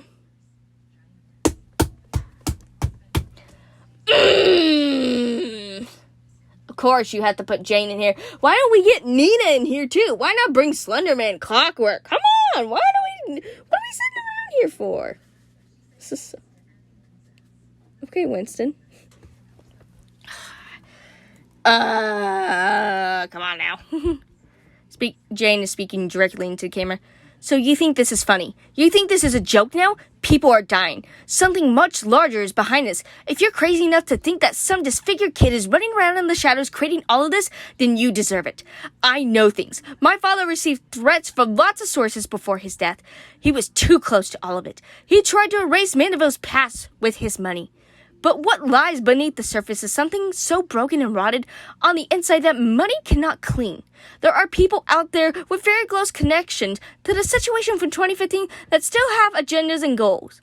None of these goals are good. I spent a lot of time looking into this. Trust me.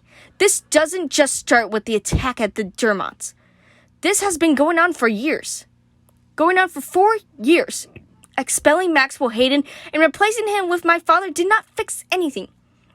Removing corrupt officials from office and allowing them to run and hide in the shadows did not fix anything. Lives were ruined, lives were lost, and I'm pretty sure minds were lost as well. My father was on to something before he was murdered. He figured something out, something that runs much deeper than Jeffrey Woods, Maxwell Hayden, or any other person. If you want the truth, go back to the beginning. I will continue to release information as I put it together. To the law enforcement officers that are investigating this matter, know one thing right now. There is a massive smokescreen being put in front of you. That smokescreen is Jeff the Killer. Don't let the sensationalism around this case distract you. Look deeper. Well, I'll be the prodigal daughter returns, Simon mumbled. How did she know about the incident before the Drummond family? I would venture to guess that by now, Lane Drummond has spilled the beans to at least a couple of people. That kid doesn't strike me as the type who could keep a secret for long. Okay, so you're going to go and talk to Jane Arkansas and find out what she knows. If her father really was receiving threats, I want to know who those threats were from and who they came from, Dalton stated. It would make sense that he might be a target.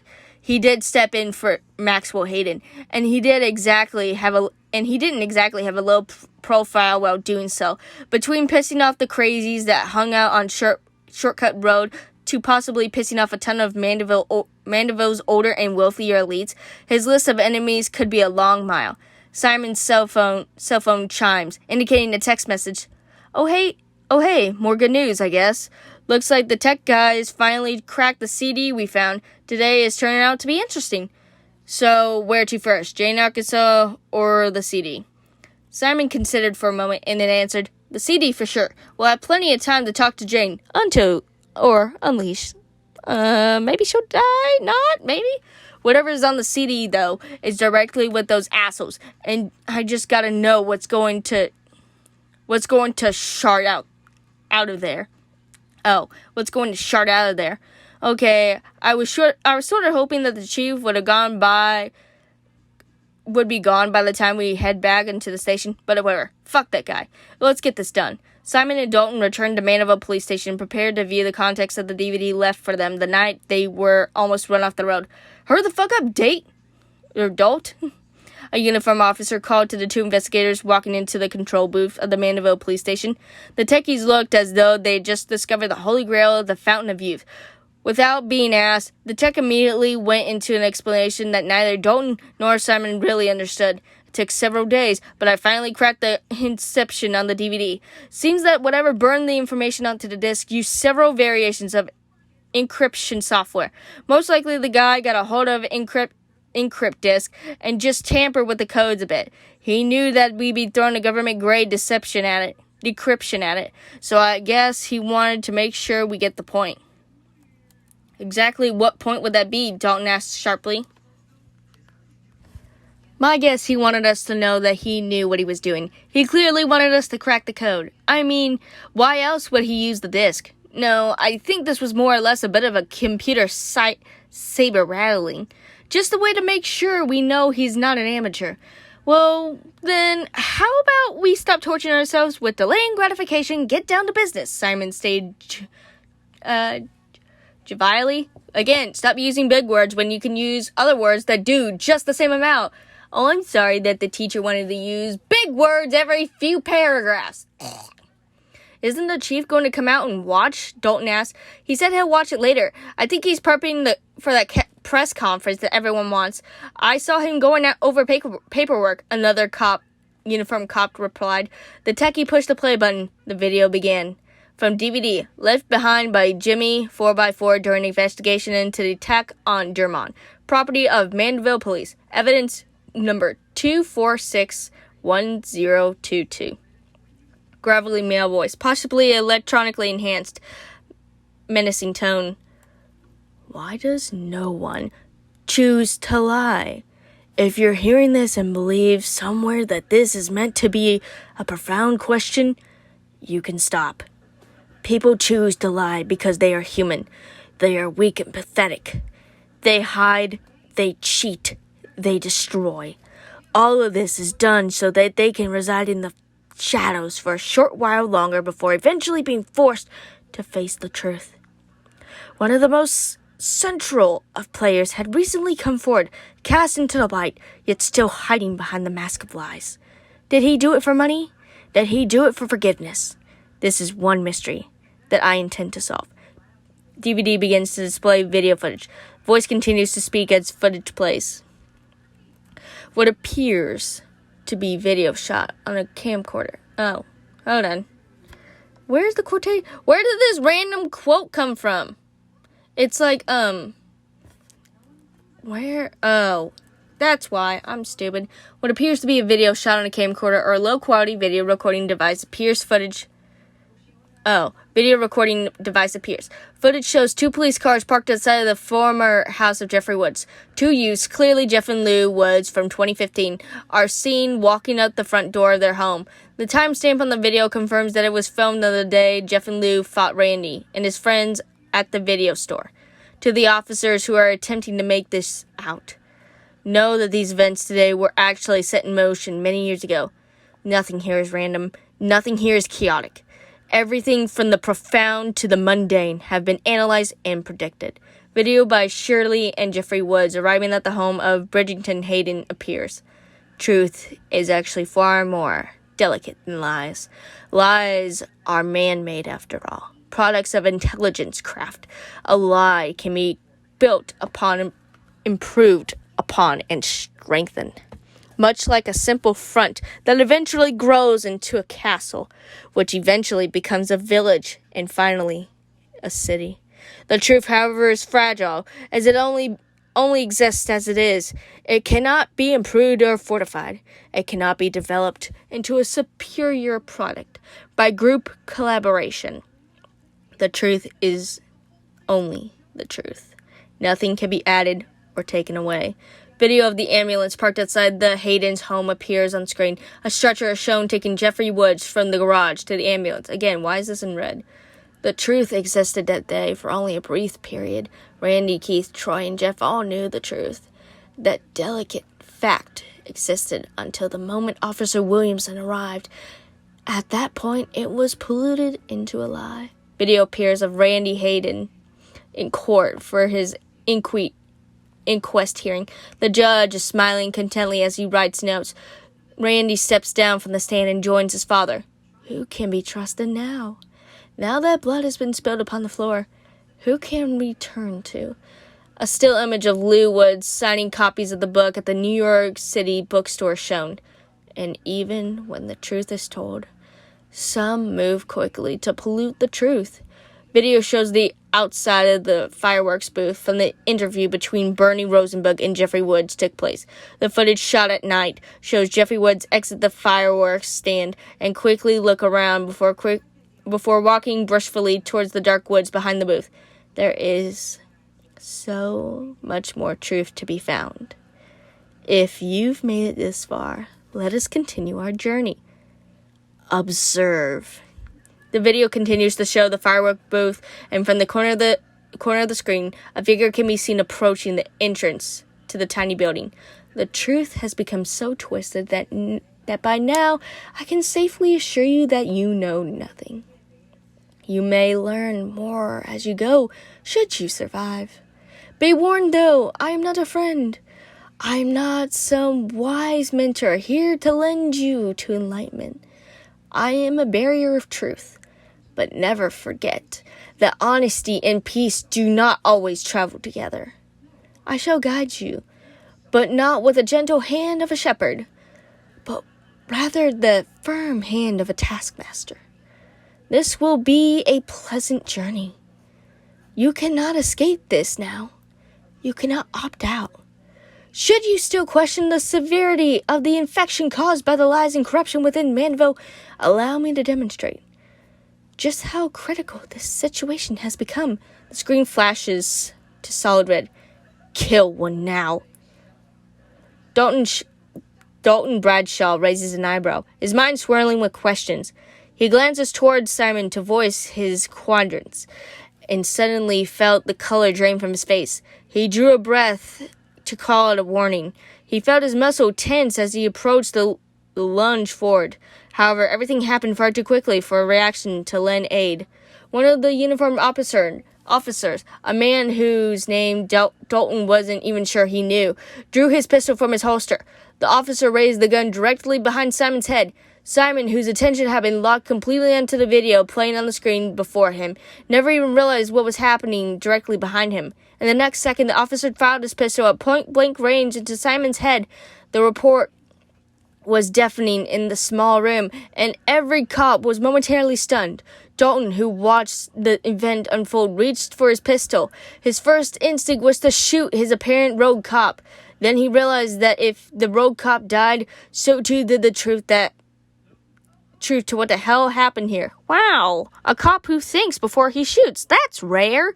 As Simon's corpse fell to the floor in the graphic display of spraying blood and falling brain matter, the rogue cop placed the pistol on his own head.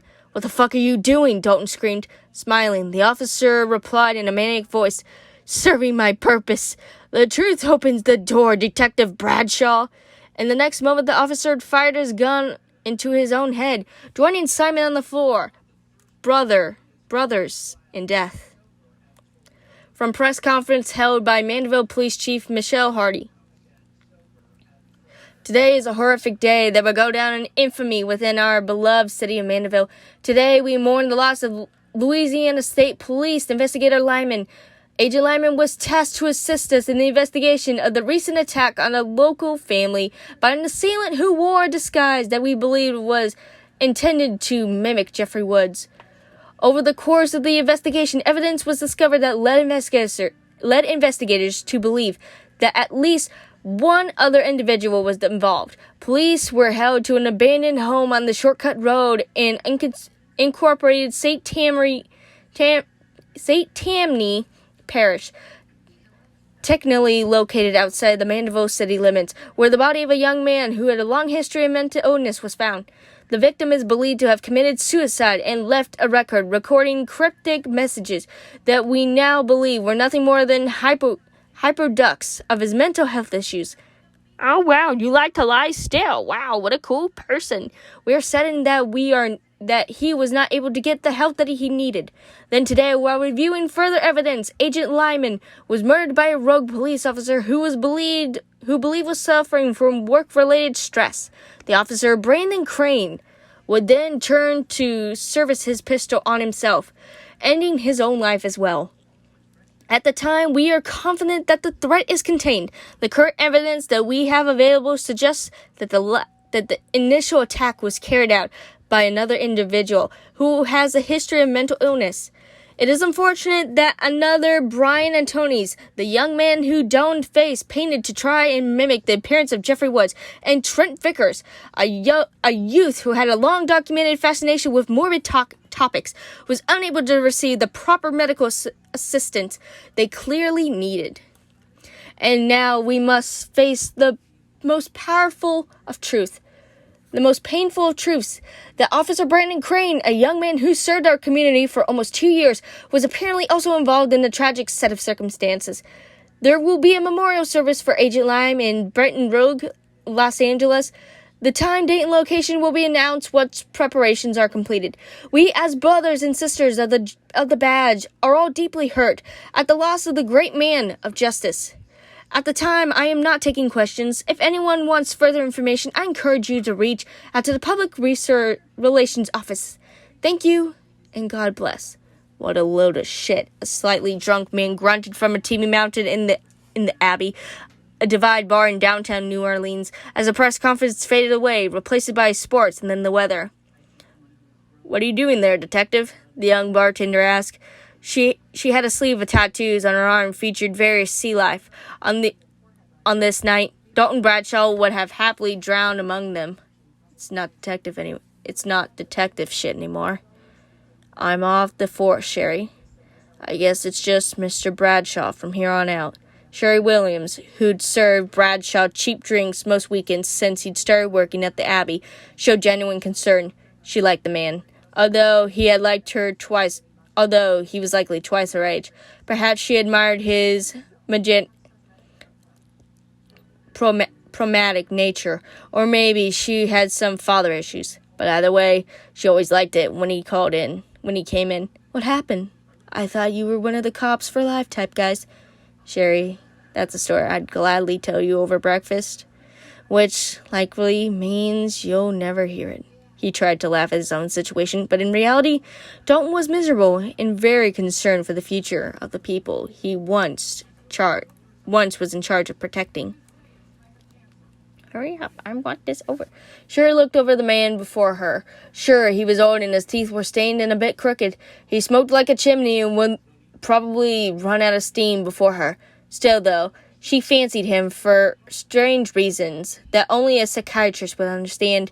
After all, she was 26, had a body of tattoos and piercings, and would likely be kicked out of her circle of punk goth friends for sleeping with a middle-aged cop. She could tell that he was badly hurting, and likely wasn't serious about his offer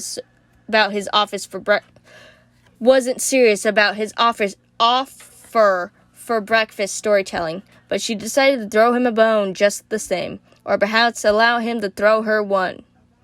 I close up this dump in about an hour. Stick around. You can be my security guard. Walk me home. I think I need someone to check my bedroom anyway. Make sure there aren't any monsters under my bed. You sure?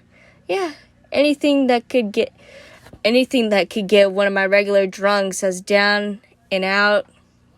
There's a fucking fly around me. Yeah, anything that could get one of my regular drunks as down and out as this is something I'd like to hear. Dalton managed to smile at it all. In all honesty, he wasn't happy. He and Simon hadn't exactly become friends, but they had worked well together, and a friendship had been formed eventually. He respected the kid's gumption. What was worse was how he was let go today. Just another fucking cover-up in Mandeville. History repeating itself once more, just because lying and hiding seemed to be the nature of this particular beast. Hardy wanted Dalton out of the way. That much was clear. He wanted to steer this investigation back into his own tracks. The press conference alone proved this much. Hardy was clearly trying to tell people of Mandeville that this case was all wrapped up, but Dalton knew better. He and Simon had done a bit more investigation during the 4 days prior to the discovery of Vickers' body. They had learned so much. They both decided to keep the additional information to themselves until the case could be wrapped up without fearing of yet another snow job. However, it would appear that for the first time being at least, the forecast was quite snowy of Mandeville. Dalton threw back another shot of whiskey and waited patiently for Sherry Williams to take him away from his problems for at least a little while. Meanwhile, in Mandeville, a young woman sat alone in a large home surrounded by a massive gate. Jane Arkansas examined the names and faces before her, photographed all tracked to her wall. Jeffrey Woods, Lou Woods, Randy Hayden, Maxwell Hayden, Paul Dermont, and many more stared back at her. She knew there were much more to this story. She knew that the chief's press conference was a lie to hide a lie. She knew she had work to do. It's starting again, she whispered as she tracked photos of Simon Lyman, Dalton Bradshaw to her wall. She inherited much of her father's fortune when she was 18. Now she had just been entering into her 20s, saddled with a fortune that she cared little about. She was aware that most women her age were at the current level of wealth would be jet-setting off to Europe, taking insane selfies and consuming cheap liquor in expensive bottles. However, Jane K. Arkansas cared for none of those things. Her father had been murdered. Her home had set ablaze. She escaped with her new life. But in the process, she inherited a dire mission, one which she would happily spend all of her newly acquired money to get rid of. But she knew better. She knew that this was not something she would allow herself to abandon. It compelled her forward, even though she was fully capable of hopping in the nearest jet and never looking back. Jane reached up and touched the photos of Lou Woods and Randy Hayden. As she did, she whispered to herself, "There is a lot to do now. Much to get in order. You boys are coming home very soon after all." Oh my god, oh my god, it's over. Oh my god, it's over. Yay, finally, it's over. It's over. Okay, thoughts. Okay, I get, Jeff, this is a sequel, and there's probably going to be a third one, but oh my god, do I not care. Oh my god, do I not care. The story should have been about Lou and, his set, what he was feeling during this time. Okay, we got a little bit of it. Great. It should have been about, him living his life, and then, maybe the cops coming in every once in a while. Possibly. Because it'd be like this. The cops come down to see Lou, and he's like, "What's going on?" And they're like, "We think your brother is back in, Manville." And then he's like, "What do you want me to do?" And they're like, "Hey, you knew him. What would he do in this scenario?" And he's like, he should have already had things done. And then they pull up Randy, and they're like, "Randy's been found. He's no longer in the witness protection." And all of this shit would happen. And then maybe, just maybe, like, he starts to get some of the cuts from these insane people who are like, oh, we're Jeff killers, like, we're insane, you know? Okay, I do like how they killed Lyman, because I did not see that coming, but also, my dude had so much to live for. This story is probably worse than the original reboot, saying that very clearly, because this is a sequel, and I can base it off that. It's very boring, very long, did not need to be long, at all, did not need to actually exist, honestly. You sequel baited us, thanks. A potential Jane the Killer, which I don't know for sure or not, because sometimes people just put names and they're not, like, related to each other whatsoever. But here's what's most likely gonna happen. Randy is probably gonna start freaking the fuck out, and then he's probably gonna go on, like, some sort of, like, craze. The detective is probably gonna go and talk to him, try and be like, oh, we'll keep you safe, but, like, he almost gets attacked by Jeff, or, like, the Jeff killers, and it probably turns out that Lou has known where Jeff has been for quite some time, and Jeff has pretty much, like, been dead, but it's really been Lou, like, what do you say about that? Like, what would it be? Psycho? It'd be something like Psycho, where, oh, it's been me the whole time, but really, I had your food. That would have been so much more interesting. But, you know. Anyway, that's the end of this. I'll see you all in the next one. Bye!